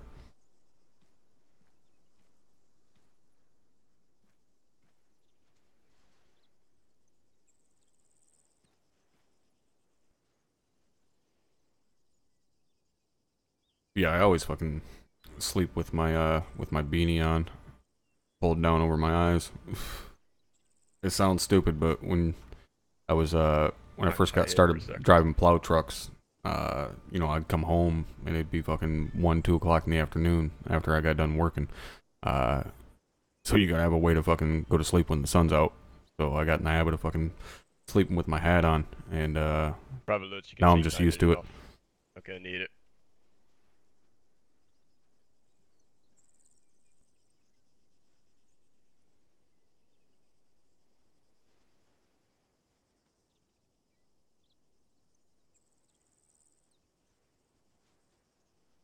Alright. Go ahead and follow me over to the northwest. Gonna hit the grenade range first. Go get in.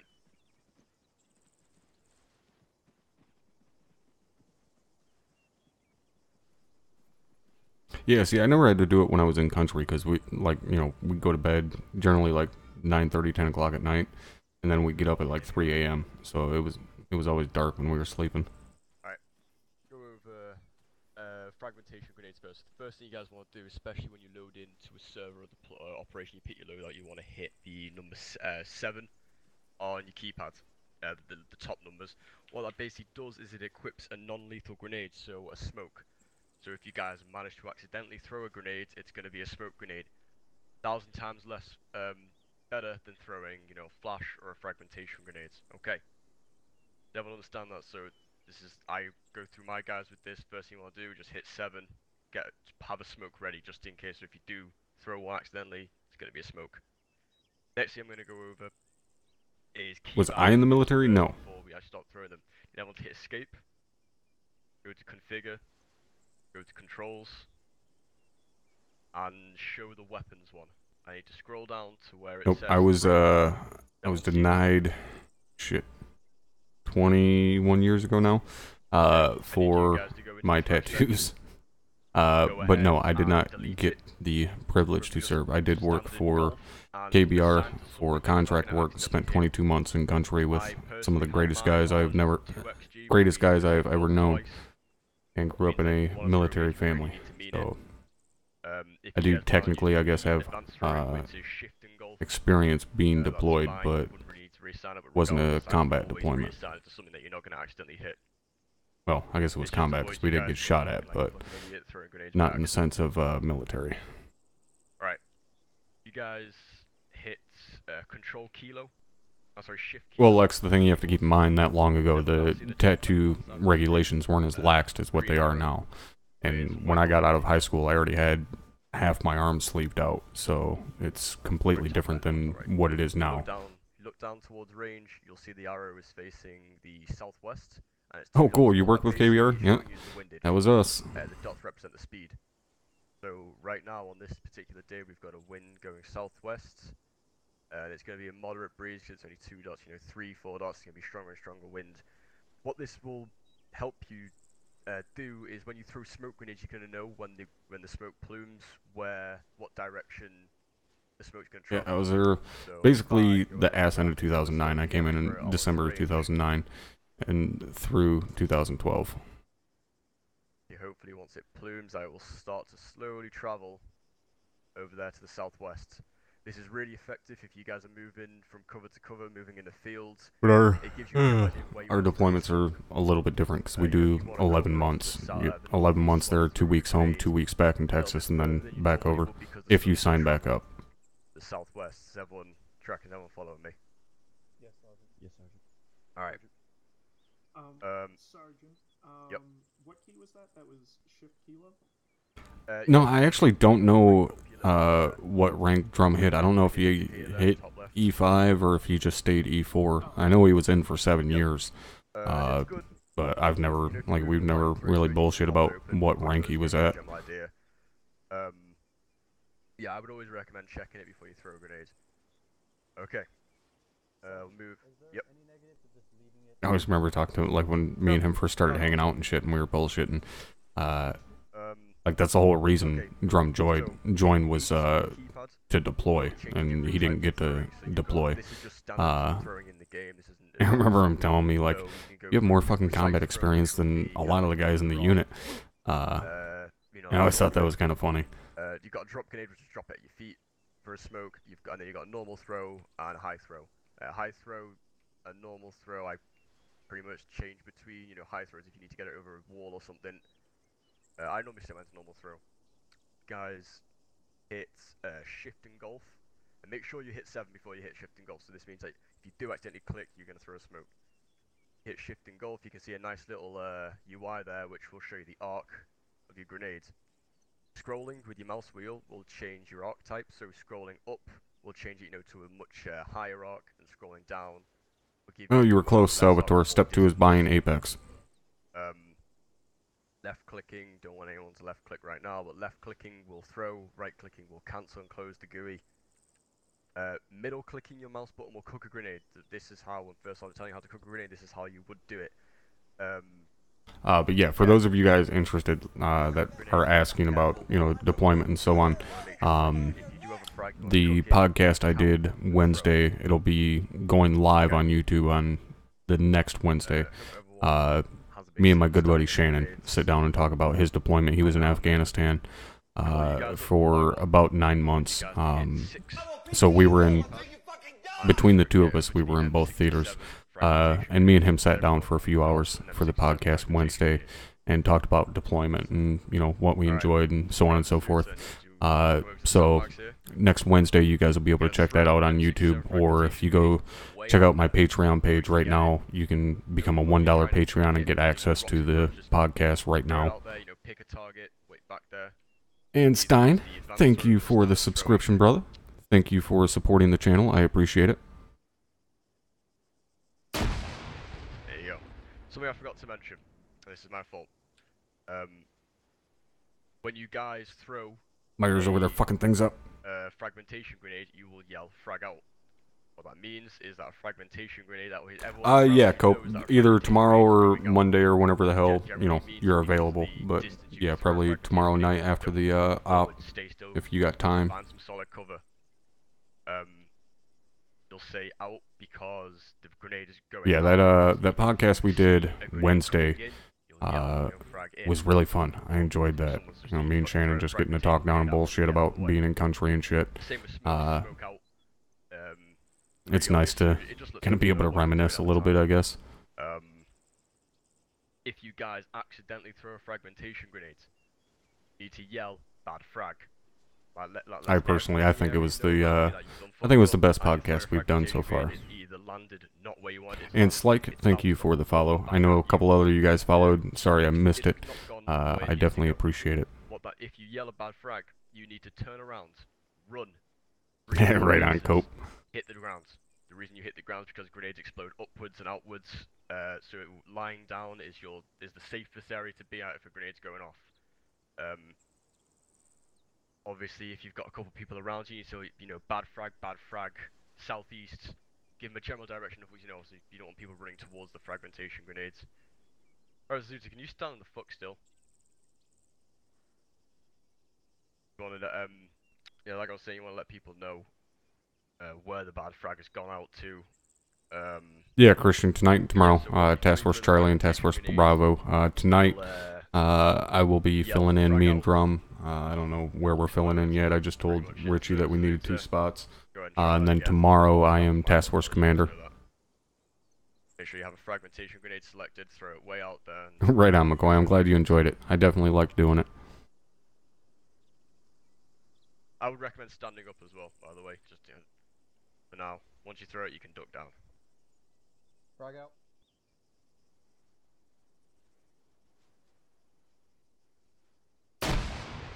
There you go, perfect. Private Lutz.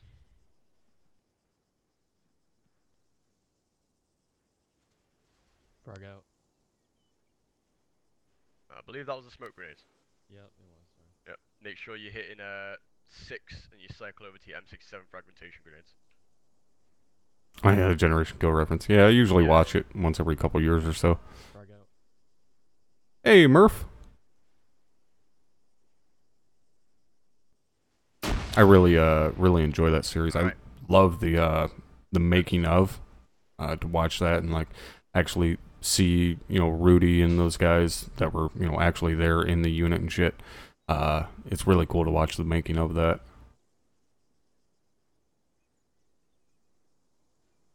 Frag out. The time for both operations, Christian, will be 2000 Eastern There you or go. 8 p.m. Eastern. Rodriguez. Frag out.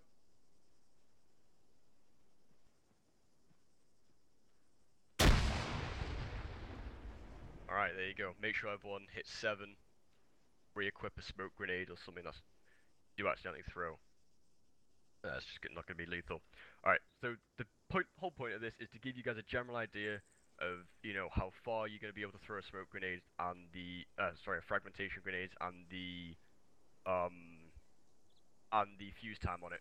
It's really important to get to know that, so then you know if you are going to end up chucking one, you're going to have a general idea of how far it can go.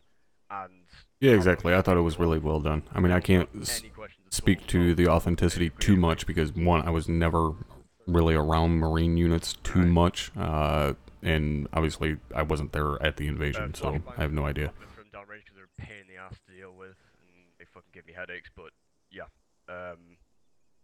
flashbang at first, so I said slightly short fuse time. And they need to be in the cone of vision, whoever's in there. And also, when you throw them, make sure you throw them into a building. If it bounces off, flash. Lamb, I have no idea who you are in the unit, but if you're in the unit, you know that you have no reason to be joining the server during OSUT. And just because you're signed up on the forums does not mean you're in the unit. Yeah, Sal, I'm filling in tonight. I don't know what I'm doing yet.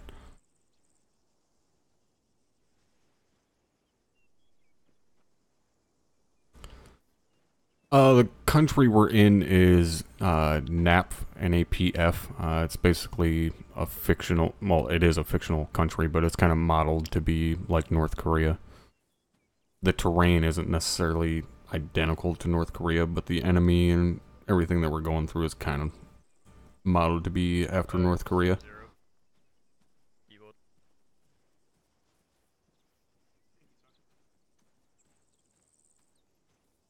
Alright, split yourselves into twos and line up along these sandbags.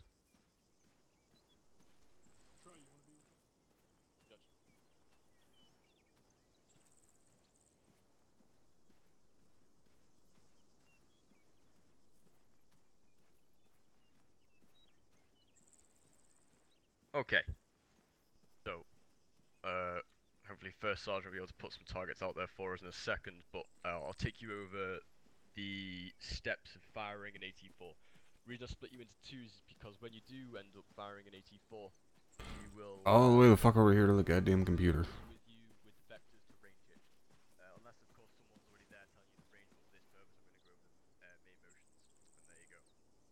If you guys hit Bravo on your keyboard, don't worry, there is a little bit of lag right now, because shit's loading in. Billy Goat's fighting in the mountains, yeah. Well, the further north we go, the less mountainous the terrain gets. You got a nice little, I actually really like the map. I just wish I had a little bit better performance around some of the buildings and shit. So if you press and hold the Romeo key, looking at something, you'll see a box will appear. Once that box is solid and appears, you can let go, and it will range whatever you're looking at. Everyone got that? Yes, Sergeant. Yep. So for example, if I look over at this vehicle to the bearing of 089, and you guys press and hold Romeo and release, someone gonna give me the range? 143, Sergeant. There you go. Private Troy, send it. I do not have vectors. Alright, there is a supply box right behind you. Go ahead and use that. So yes, if there is a piece of armor heading towards you guys, Make sure you have a buddy with the vectors, pulls them out, ranges it, lets you know 300 meters, etc. And then you'll know how Deploy to range Afghanistan or Iraq? 80 No. you get. Have a look back. Just binoculars. There's just And binoculars, we there should be vectors. will deploy to You can take mine. we'll deploy to areas that look like them, but we won't directly call it Afghanistan or Iraq because we don't recreate operational theaters or I can see them in actual there. actual battles or anything like that. Our training, when we were recruits, I also had trouble with my loadouts, so... Alright, I'll give you guys a little bit of time to unfuck them at the end. Private Zazuta, you got a question? No, never mind. Alright. Which one Do was you- the one without the binoculars? This is the Vector 21s is the one you guys want for range finding. Yeah, who didn't have them? Yeah, I'll Less than sure.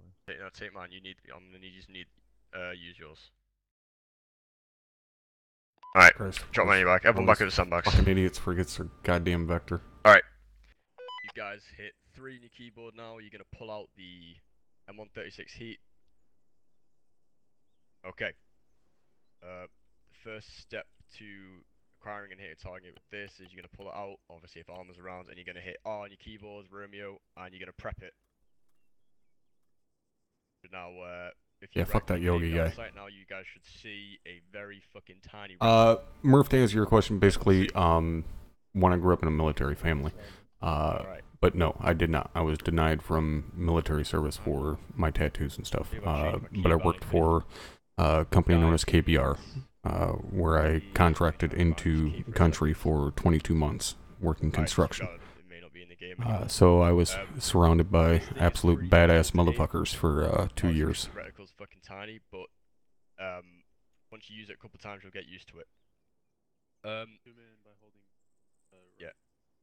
Yep. If you guys hit page up and page down, you'll see in the top right of your screen, you will your ranging will change. The 84 ranges all the way up to 400 meters and all the way down to 50 meters. So, the other thing I'm going to ask you next is if you range something, if the guy with the vectors range something tells you, it's 250 meters, you're going to hit page up to 250, and then what that means is that little white No, Bravo is aperture defending is COP range of Warlock. 250 meters means if the Vic's at 250 and you fire it, you're going to hit the Vic. Does anyone have any questions about ranging? Charlie is defending our new COP, COP Pike, and Bravo will be pulling back from the castle and defending COP Warlock. No one fucking fires it, so you can put your AT4s away. Right. Before firing an AT4, there's a couple steps you guys need to take. First thing you need to do is clearing your backblast. What that means is that nothing is behind you, or in a arc behind you that this thing is possibly, the backblast of this thing is going to hit, hurt, rebound off, etc. So when you pull it out and you're about to take a shot, you're going to yell clear backblast. If someone is standing directly behind you, your backblast isn't clear. If there is a solid object behind you, like a house or a wall, your backblast isn't clear. The blast from the 84 is going to hit that wall, the shock's going to rebound back off it and break most bones in your back. Yeah, the prison castle.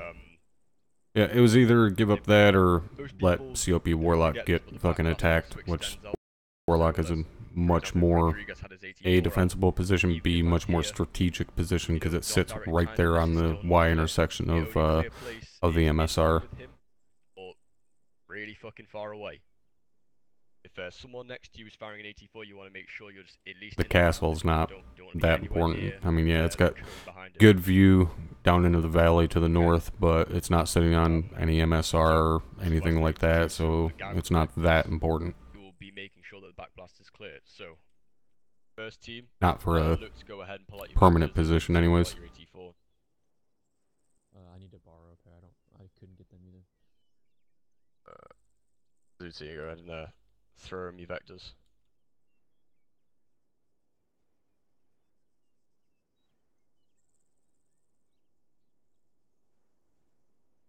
There you go.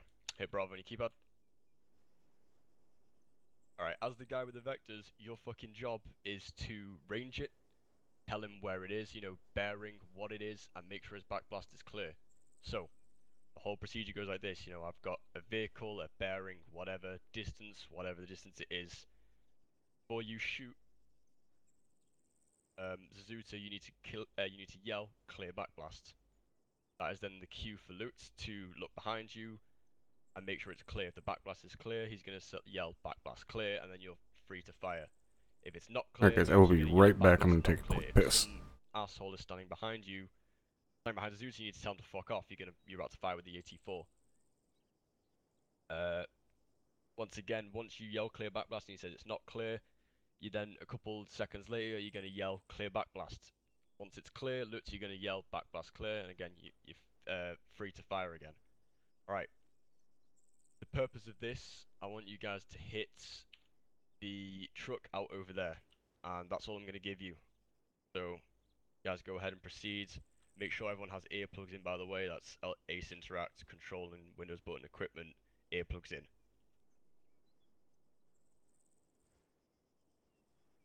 What was the range key, Sergeant? Romeo. Press and hold Romeo, box should appear, release it, should give you a range. Sergeant, how do you get your earplugs in? Control and Windows key, hover over your equipment, earplugs in.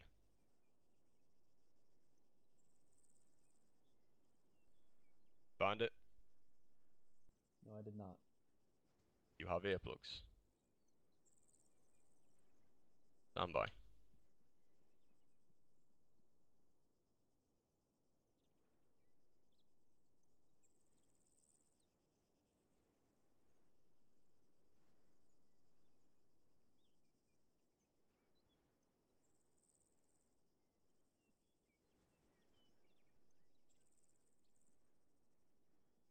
Alright, we Try now. back. Got it, Sergeant. Alright, you guys all need to make sure you have earplugs in every loadout. Okay, proceed. The first thing you want to do is you want to say, I have a, give it a description, and a bearing of, give it a bearing, compass, hold K, micro dagger. I don't know what happened. I don't have a compass either. I don't know why not. You don't have a compass? No, Sergeant.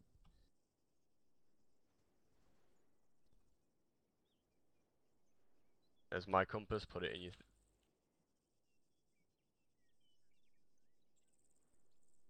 Well, somebody doesn't know how to listen in fucking recruit training. You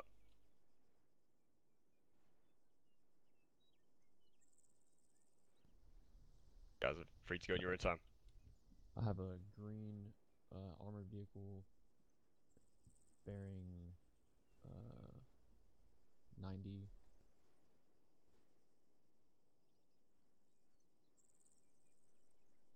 Required for your black blast? Range is 142 meters. You want to make sure you range your AT4 to whatever closest range you can get it to. So you probably want to do it 150, then aim a little bit low.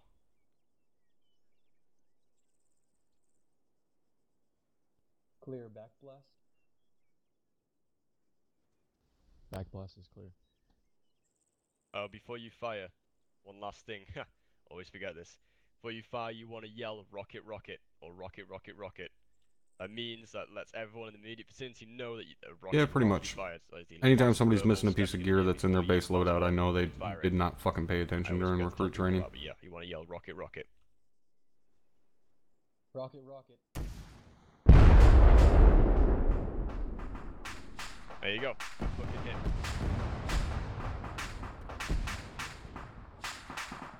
Alright, second team. You guys are ready. Like, why is this thing cooking off with ammunition? There's no goddamn gun on this thing. Fucking hate Ace. Choose a bulk, you can choose a vehicle if you want. If you can reach out that far. I want you guys to pick and hit a target. Alright, Troy, it's up to you. Pick one.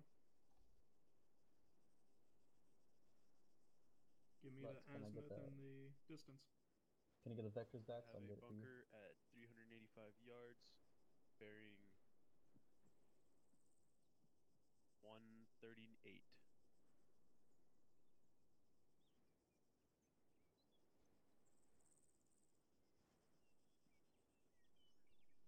Backblast clear. Backblast cleared. I got better for you guys. Rocket, rocket.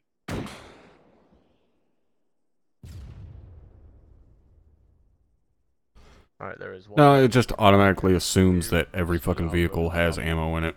For whatever fucking reason. Back to the other team. Whoever fired before. Doesn't matter if it's an empty vehicle or not. Is now ranging, and whoever ranged is now firing.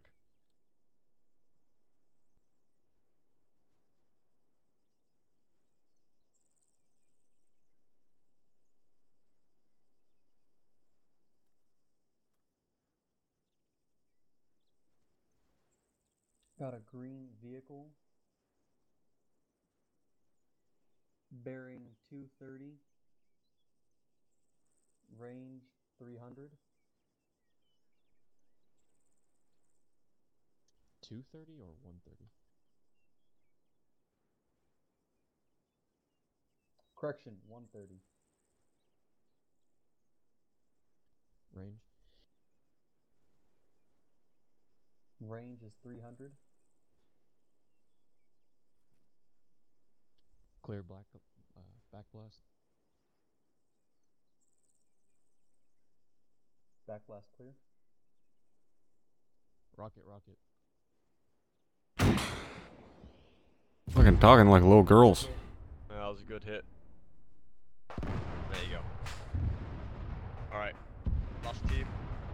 Go ahead and take out the third, last target. I have a bunker at 136 degrees at 385 meters.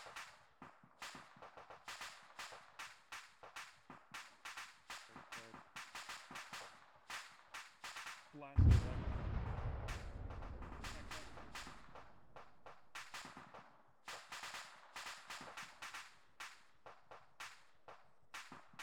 If they sounded any more motivated to jump out of the seat, yeah.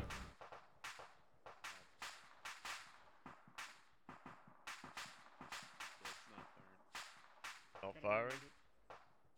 Hit the Romeo key. That helps if you prep the weapon, jackass. Fired that one. Don't point that at me, please. Go ahead and drop it. Throw it on the ground.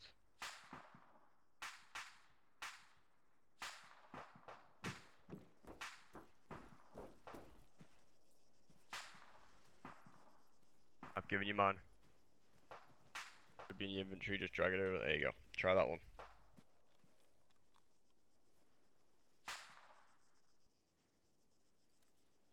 Bunker Clear at 136. Backblast clear. Rocket, rocket. I was a little bit short. Were you aiming for that bunker? Yes, we were. Alright, make sure you're using your page up and page down to range shit in. Well, that was really short. Oh, looks like I was at, yeah. Alright.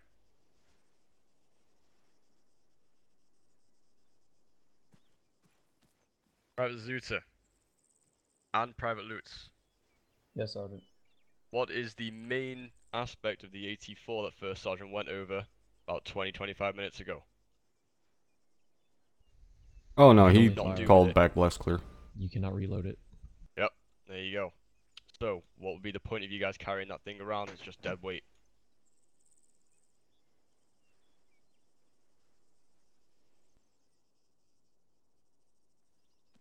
Yep, once you fire this thing, fucking drop it. It's just dead weight, you can't reload it. Even if you could find a missile for it, you can't put one in. It's one-time use thing. Alright, anyone have any questions about the AT-4? No, Sergeant. No, Sergeant. Alright, let you guys know over time, your squad trainers, etc., you'll practice a shitload more with this and you'll get pretty good at it. So it's a bit of a bitch when you first start out, but always get better with it. Alright. I can tell you guys now, you better get in the habit of when you call clear backblast and you respond backblast clear, you better find your fucking nutsack and use your big boy voice, because you sound like a bunch of fucking 5-year-old girls out here saying, clear backblast. Backblast clear. Alright, you need to fucking yell that shit. Keep in mind that thing is about to fire explosive fucking gases about 100 feet out the back of it. You need to make everyone around you aware that you're about to be firing it. I don't give a shit if you're nervous or what the fuck ever. Speak the fuck up. Does everybody understand that? Yes, Alright. What we're going to do next is head over to the rifle range. Get you guys familiar with some of the different rifles that we use. So follow me.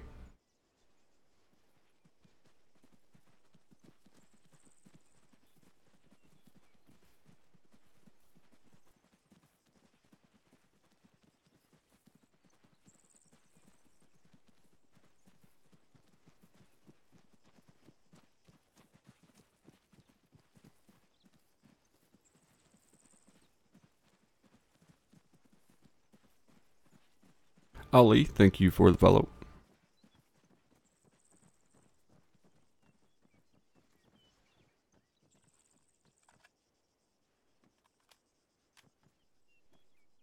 Alright.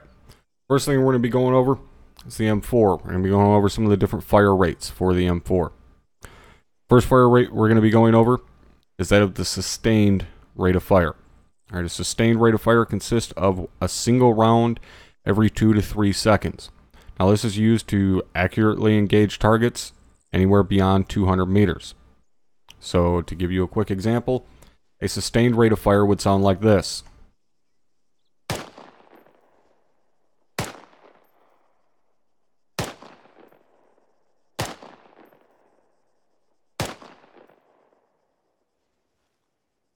Now a rapid rate of fire is essentially doubling that rate. So you're going to fire 2 rounds every 2 to 3 seconds.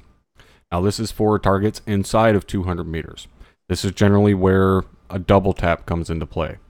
All right, so a sustained rate of, a rapid rate of fire would sound something like this.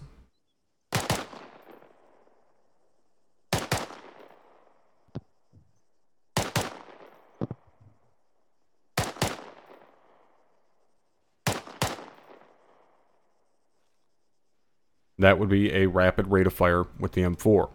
Now last would be a cyclic rate of fire. Cyclic rate of fire essentially is when you're going to get to flip the fun switch. Fun switch being when you switch from semi-auto to full auto. Now, cyclic rate of fire does not mean that you just hold down the trigger and let her eat. You fire in essentially double what a rapid rate of fire is. Right, so you fire in a 3 to 5 round burst every 2 to 3 seconds. And this is for any threats within 50 meters. Right, so what we consider danger close for infantry targets. So, cyclic rate of fire would sound something like this. If I hit this fun switch correctly.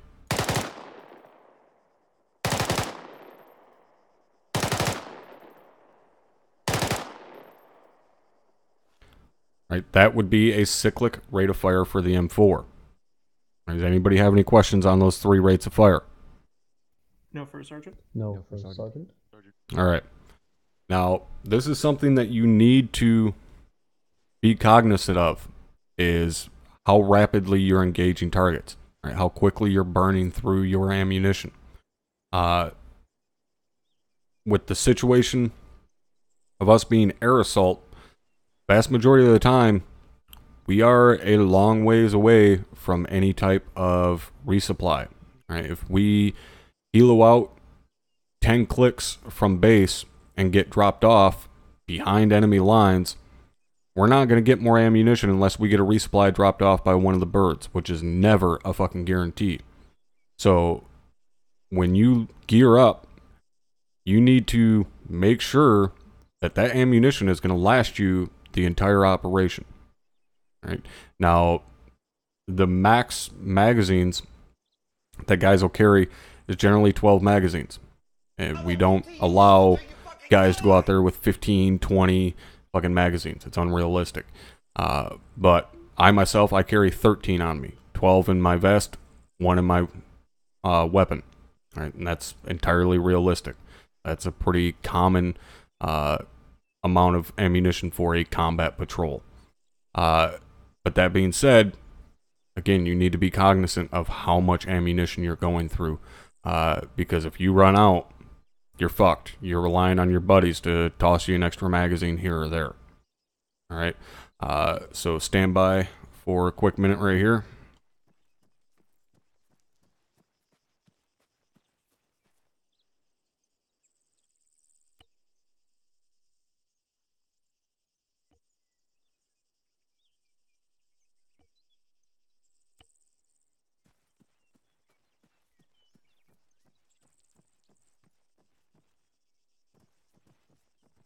Alright, next weapon system we're going to be going over is the saw.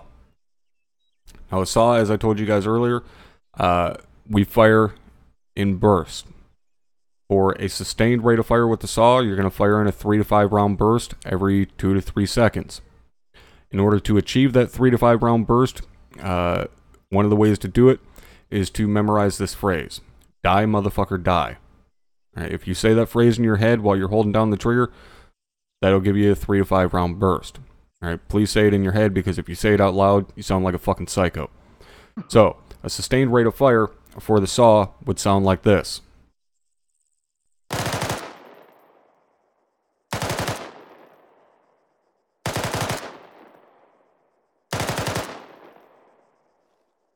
Now, a rapid rate of fire, again, is doubling that.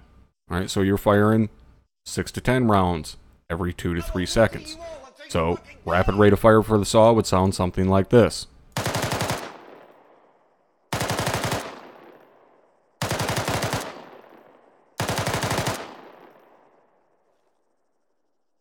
And in order to get the rapid rate of fire, you say the phrase twice. Now, a cyclic rate of fire for the saw is very tempting to just hold down the trigger and let her eat, because it's fully automatic. You got a 200 round box strapped to it. You got a shit ton of ammunition. That being said, using a cyclic rate of fire with the saw is incredibly dangerous, right? Not only A, is it very inaccurate, B, you're going to rip through a fuck ton of ammunition.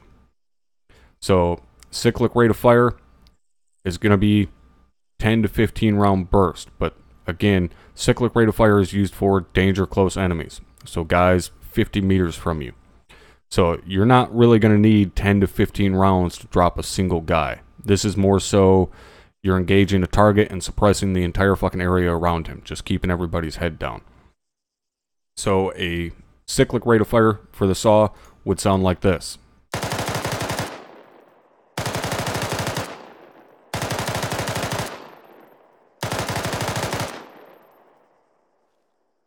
Alright, and again, when you fire the saw in burst, you rake that burst across your target.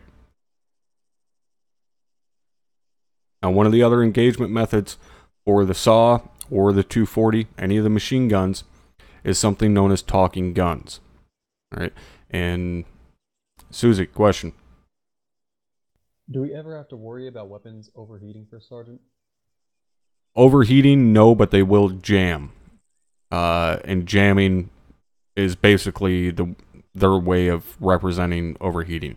You don't have to worry about a round cooking off or anything like that, but if you're firing too rapidly, your weapon will jam, and you have to clear that jam by holding shift and hitting Romeo, and it should clear the jam. Or maybe it's control Romeo, one of the two. All of my default controls are changed, so I couldn't exactly tell you. But that being said, yes, your weapon will jam if you're firing too rapidly. Now, talking guns, as I said, is an engagement method for the machine guns, where you will have multiple machine guns, 2 or more, set up, engage in an area, and what they'll do is one gun will engage, and during his pause, the second gun will engage. Okay, and you go back and forth. When one's paused, the other one's firing his burst. When he pauses, the first one fires his burst. And you let the guns talk back and forth, hence talking guns. And again, this can be done with 2 guns, 3 guns, fucking 12 machine guns. As long as you guys are able to listen, pay attention to who's firing, so on and so forth, you can have any number of machine guns using the talking guns method. That being said, when the first gun has to reload, he'll call out reloading.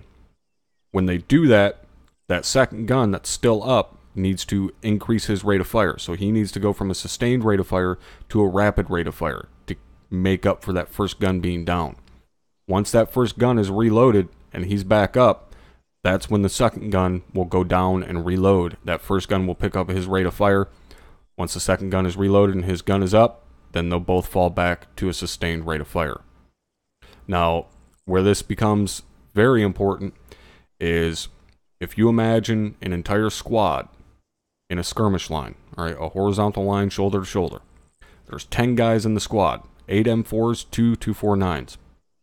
If all of those 10 guys are using a sustained rate of fire, 1 round every 2 to 3 seconds from the M4s, 3 to 5 rounds every 2 to 3 seconds from the saws, that is an absolute fuck ton of lead being thrown downrange by a single squad. Okay, so when you are engaging targets, keep in mind if there's multiple other guys around you engaging the same targets, you can lower that rate of fire because you're having a higher volume of rounds going downrange because of all of the guys engaging. All right, and that's what we try to do, is put as many rifles on target as we possibly can. Right? Because one thing you will learn, if you do not know already, the United States military does not fucking fight fair. All right? This is not the 1700s. We are not lining up directly across from each other, taking our turns shooting. You put as many rifles on target as you possibly can. Anybody have any questions when it comes to firing our rates of fire for the saw? First Sergeant, can you give a quick recap of sustained, rapid, and cyclical rate of fire for the saw? Like, what is our target fire rate? Sustained rate of fire is going to be 3 to 5 rounds every 2 to 3 seconds. Rapid is going to be doubling that. So 6 to 10 every 2 to 3 seconds. Cyclic is going to be doubling that. Okay, so you get 10 to 15 rounds every 2 to 3 seconds. Okay, thank you, First Sergeant. Any other questions? All right. So what we're going to do now is right back there, you'll see that Connex box. That Connex box has the different weapon systems that we use. I'm going to give you guys about 10 minutes on the range here to use any of the weapon systems you wish, with exception to any type of HE. Don't fire a fucking AT-4 or 40 mic on my goddamn rifle range. But you can use any one of the other weapon systems that are in that box, including the M4s that are currently in your hand. Get yourselves familiar with it, engage some targets, practice your rates of fire, so on and so forth. Alright, you got 10 minutes, range is alive, you can begin engaging whenever you're ready. Each guy move to their own shooting position, make it happen.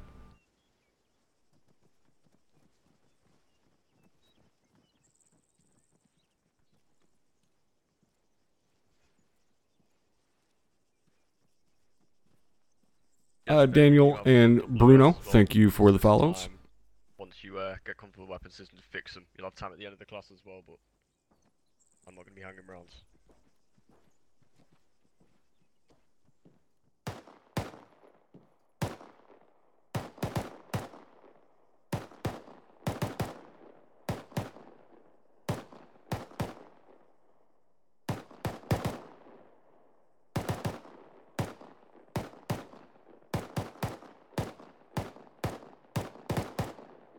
Shit, I used to steal kills all the time from air assets with my weapon squad.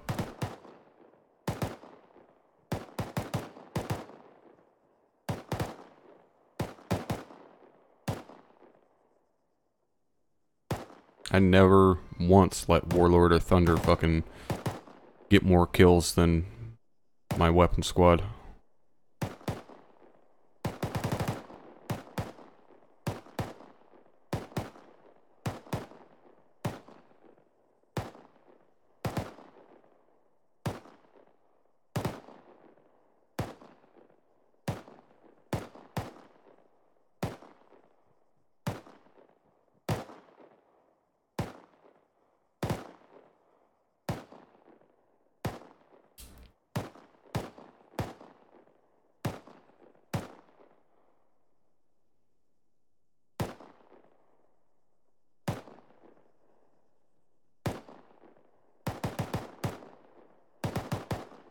Yeah, being better at the job.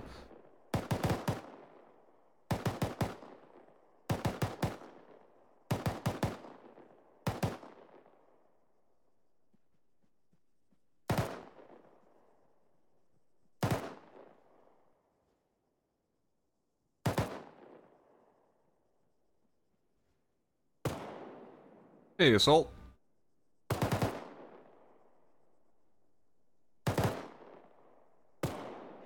I know I heard somebody with fucking DMR. Somebody wants to be a super secret fucking sniper.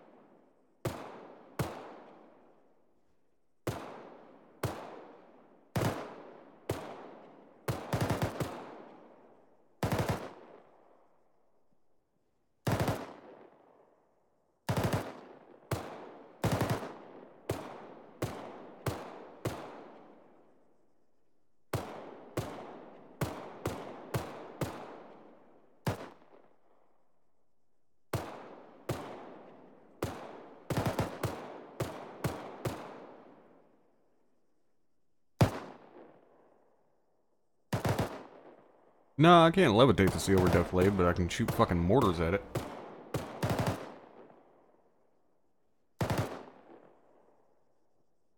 And proven by the squirrel mission 2 weeks ago, I even know how to work a mortar tube.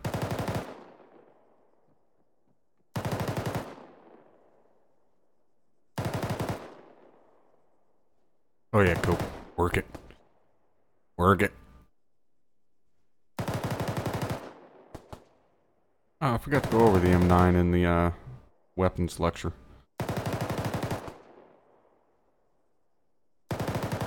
My subconscious hatred of the M9 is coming out.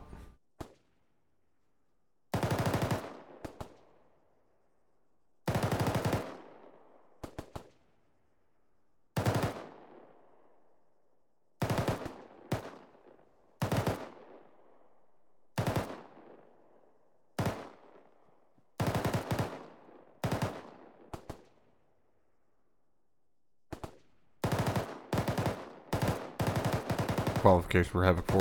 Yeah, I know. I approve the document.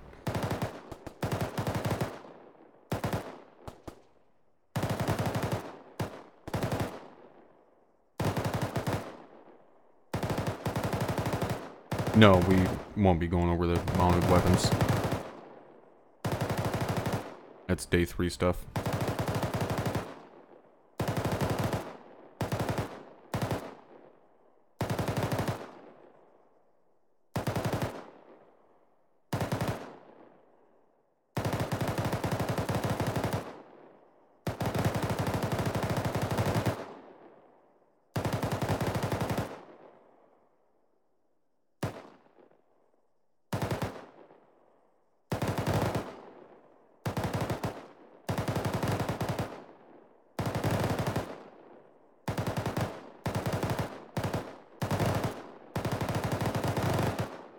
Shit, even then, Sal, not everybody carries it. Like, I don't carry a fucking M9 in my Task Force Commander loadout. I don't carry one in my fucking... Or no, I did add one to my SAW loadout.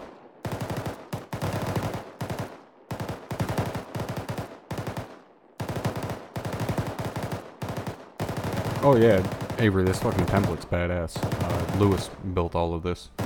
There's still like little shit that needs to be fixed or added to it here and there, but... Been working on this since fucking December of last year.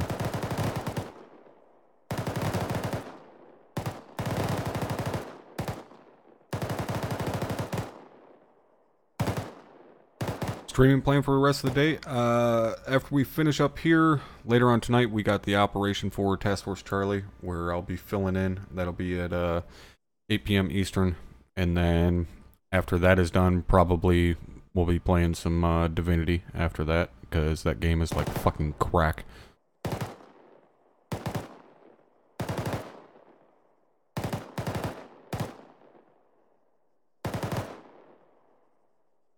And there goes Troy falling down. Go ahead and ceasefire, private loots. Ceasefire. How the fuck did you fall down there? Just face. Some people are fucking retarded. Go ahead and use advanced climb. If you can't get out, vault over these sandbags, make your way back around to the front of the range. Oh.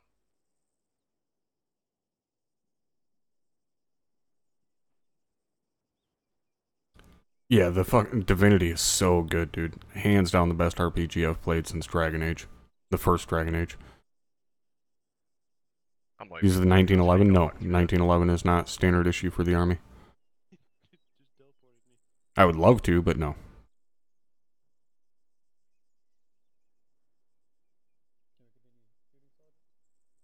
Yep, you can continue firing. Sights on the M249. A lot going on in the reticle. How did it goes? Yep. Giving you a lot of information. I want to give you guys a quick update on the raffle that we got going on. Currently the raffle is going great. We're just short of having all 3 prizes. Looks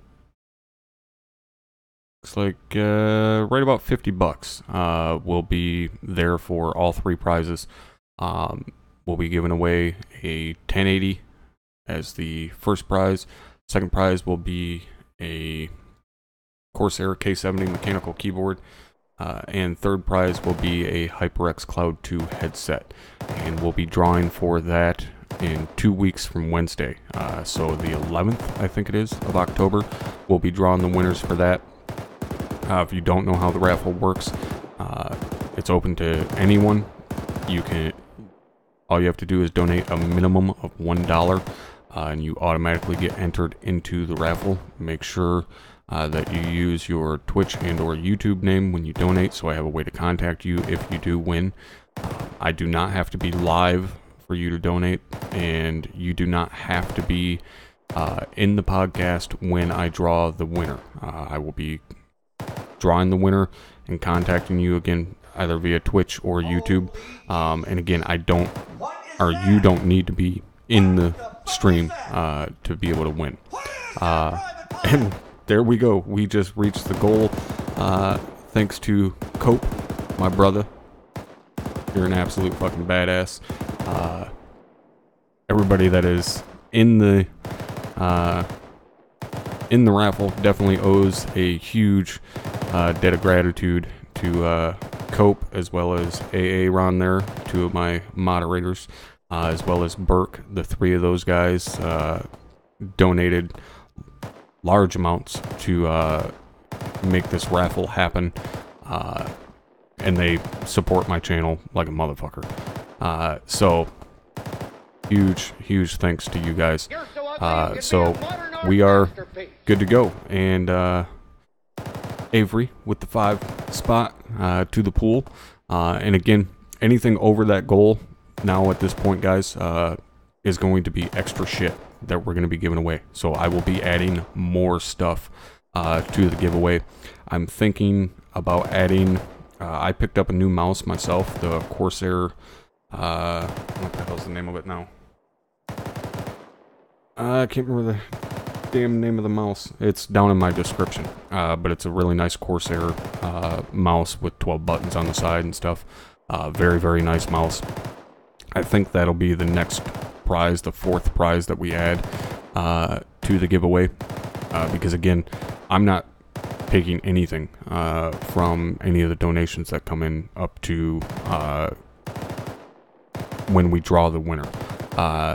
I already threw in $100 out of my pocket towards the giveaway, and any donation we get is going towards adding more stuff to the giveaway. And again, this is me giving back to you guys.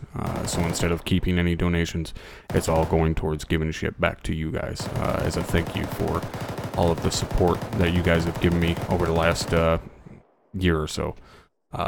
So yeah, guys are interested in a chance to win any of those prizes, you know, check that out.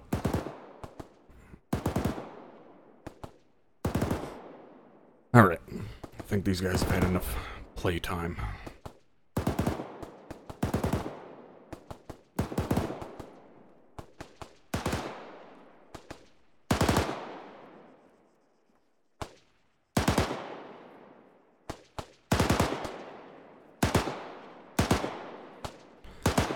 Alright, ceasefire, ceasefire, ceasefire.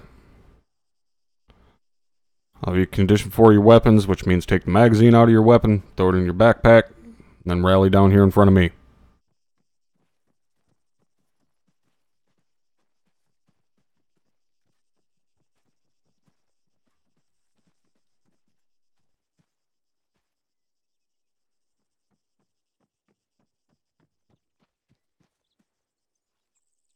Alright.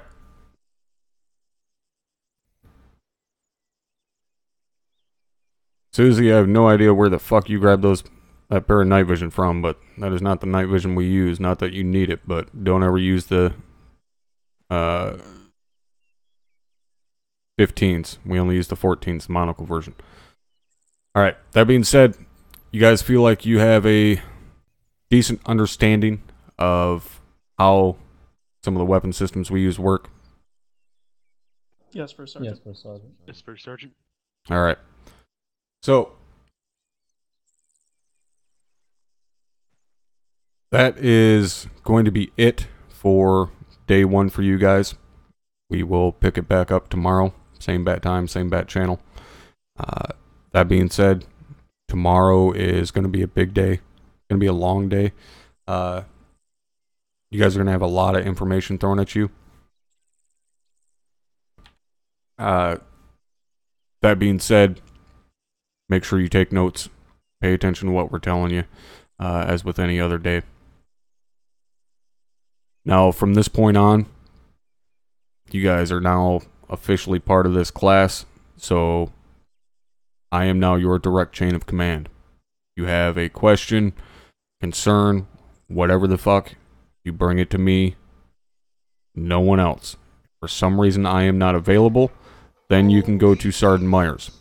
Now, that means if you have a question for me, you contact me via PM on the forums. It does not mean because I'm not in TeamSpeak I'm not available, so you go to Sergeant Myers. No. You send me a message on the forums with whatever question or so on that you may have, and I will respond to you in a timely manner. In a timely manner means within 48 hours. If after 48 hours I don't respond to you, then you can go to Sergeant Myers. But I can tell you now, if you go to Sergeant Myers, first thing he's going to ask you is, did you go to First Sergeant Brewer? If your response is no, he's going to tell you to fuck off. Does everybody understand that? Yes, First Sergeant. Yes, First Sergeant. Alright. Like I said, any question you have, whatever, you ask it. I don't care how fucking stupid you may think it is. I would rather have you ask than go on being in the dark on something. Alright, now does anybody have any questions right now before we finish up? No, First Sergeant. No, First Sergeant. What is the optic you have on your M249, First Sergeant? The optic I have on the 249 is the MDO, Machine Gun Day Optic. It is an optic that you will be able to use after you get done with OSUT. Very simply, it's basically a oversized RCO. Alright, so it looks just like the optic you guys have on your M4s as far as the sight picture, but it's ranged for the 240 and the 249, which again, it only works because ARMA is fucking magical, because they're two completely different weapon systems with different calibers and different ranging, but whatever, it fucking works because ARMA be ARMA. Yeah, it's basically an oversized RCO, works the exact same way. And very quickly, we did forget to go over two things when going over the weapons. The first one being the sight picture of the MGO, the machine gun optic. The MGO that you guys will be using on your 249s works the exact same way as the RCO. However, instead of having a horizontal line that you put over your target, there's a horizontal line that goes across the entire sight picture, and there's a gap in between that line. That gap is what you put over the target. If that horizontal line touches on the outside of their shoulders, then that's your range. All right, so it's the same principle, but opposite visually. All right, you guys tracking on that? Yes, First Sergeant. Yes, Sergeant. All right. The other thing that we didn't go over is the M9 Beretta, which is standard issue pistol for the United States Army. I guess that's kind of my subconscious hatred for that thing coming out. But the M9 is carried by automatic riflemen, machine gunners, squad leaders, and above. So basically, the only guys that don't carry one are team leaders, grenadiers, and riflemen, and medics. But that being said, it's carried by machine gunners and automatic riflemen to help with reloads. Because if you're in the middle of loading a new belt and a threat presents itself, it's much quicker to pull your sidearm and engage than it is to continue loading that fresh belt. That being said, they don't use it to clear buildings. Despite what you may think, or someone may have fucking taught you, whatever, SAW gunners don't use a fucking M9 to clear a building. Alright, the SAW is the greatest goddamn weapon system ever created, so they sure as fuck aren't downgrading from a fully automatic 5.56 with 200 rounds to a fucking 9mm Beretta with 15 rounds. That being said, the M9, capable of engaging targets at 50 meters. My personal experience, if that target's wearing body armor, you're better off just throwing it at them than actually shooting them with it, despite them saying the M9 is better at penetrating body armor. Oh, whatever. So yeah, that covers the M9. Any questions on it? What did the U.S. military use before the M9? 1911. 1911 is the longest serving service pistol in U.S. history.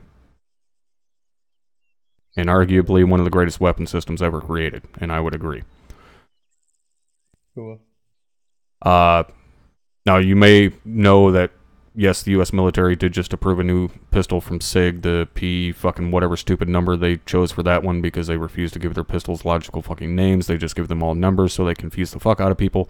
But that being said, if you don't know how the military works, it'll probably be 5 to 10 years before the U.S. Army actually starts using that pistol, considering it took them almost 20 years just to decide on a fucking pistol to issue. So, no, you will not be seeing the new SIG here. Alright, any other questions? No, First Sergeant. Sergeant. Alright. So, that's going to be it for day one. Again, we'll be back at it tomorrow at the same time. Make sure that you are on time. If you don't know what on time is for the military, it means you're 15 minutes early. If you're here on the hour, you're fucking late. Alright, that is it. You guys are dismissed. Clear to disconnect from TeamSpeak and disconnect from the server. Enjoy the rest of your Saturday afternoon. Thank you, First Sergeant. Thank you, First Sergeant. Jesus Christ. Ron with the fucking Hunter Bomb. Little cheese for the mouse. Thank you very, very much, brother. Greatly appreciated. So, that is going to be it for OSUT today. Hopefully you guys enjoyed. I appreciate you guys hanging out. Obviously, appreciate all the support for the channel and for the raffle. And we'll be back at it later on today, 8 p.m. Eastern for Task Force Charlie, where again I'll be filling in. And then we'll probably end up playing some Divinity afterwards. I did see somebody asking about a Divinity giveaway. It's possible. We'll see. I might do a Divinity giveaway because again, I do really enjoy the game. I think it's fucking amazing. So yeah, possibly I might do a Divinity giveaway. We'll see. Stay tuned later on tonight. We'll see what happens. Yeah, that's gonna be it for now, and I will see you guys later.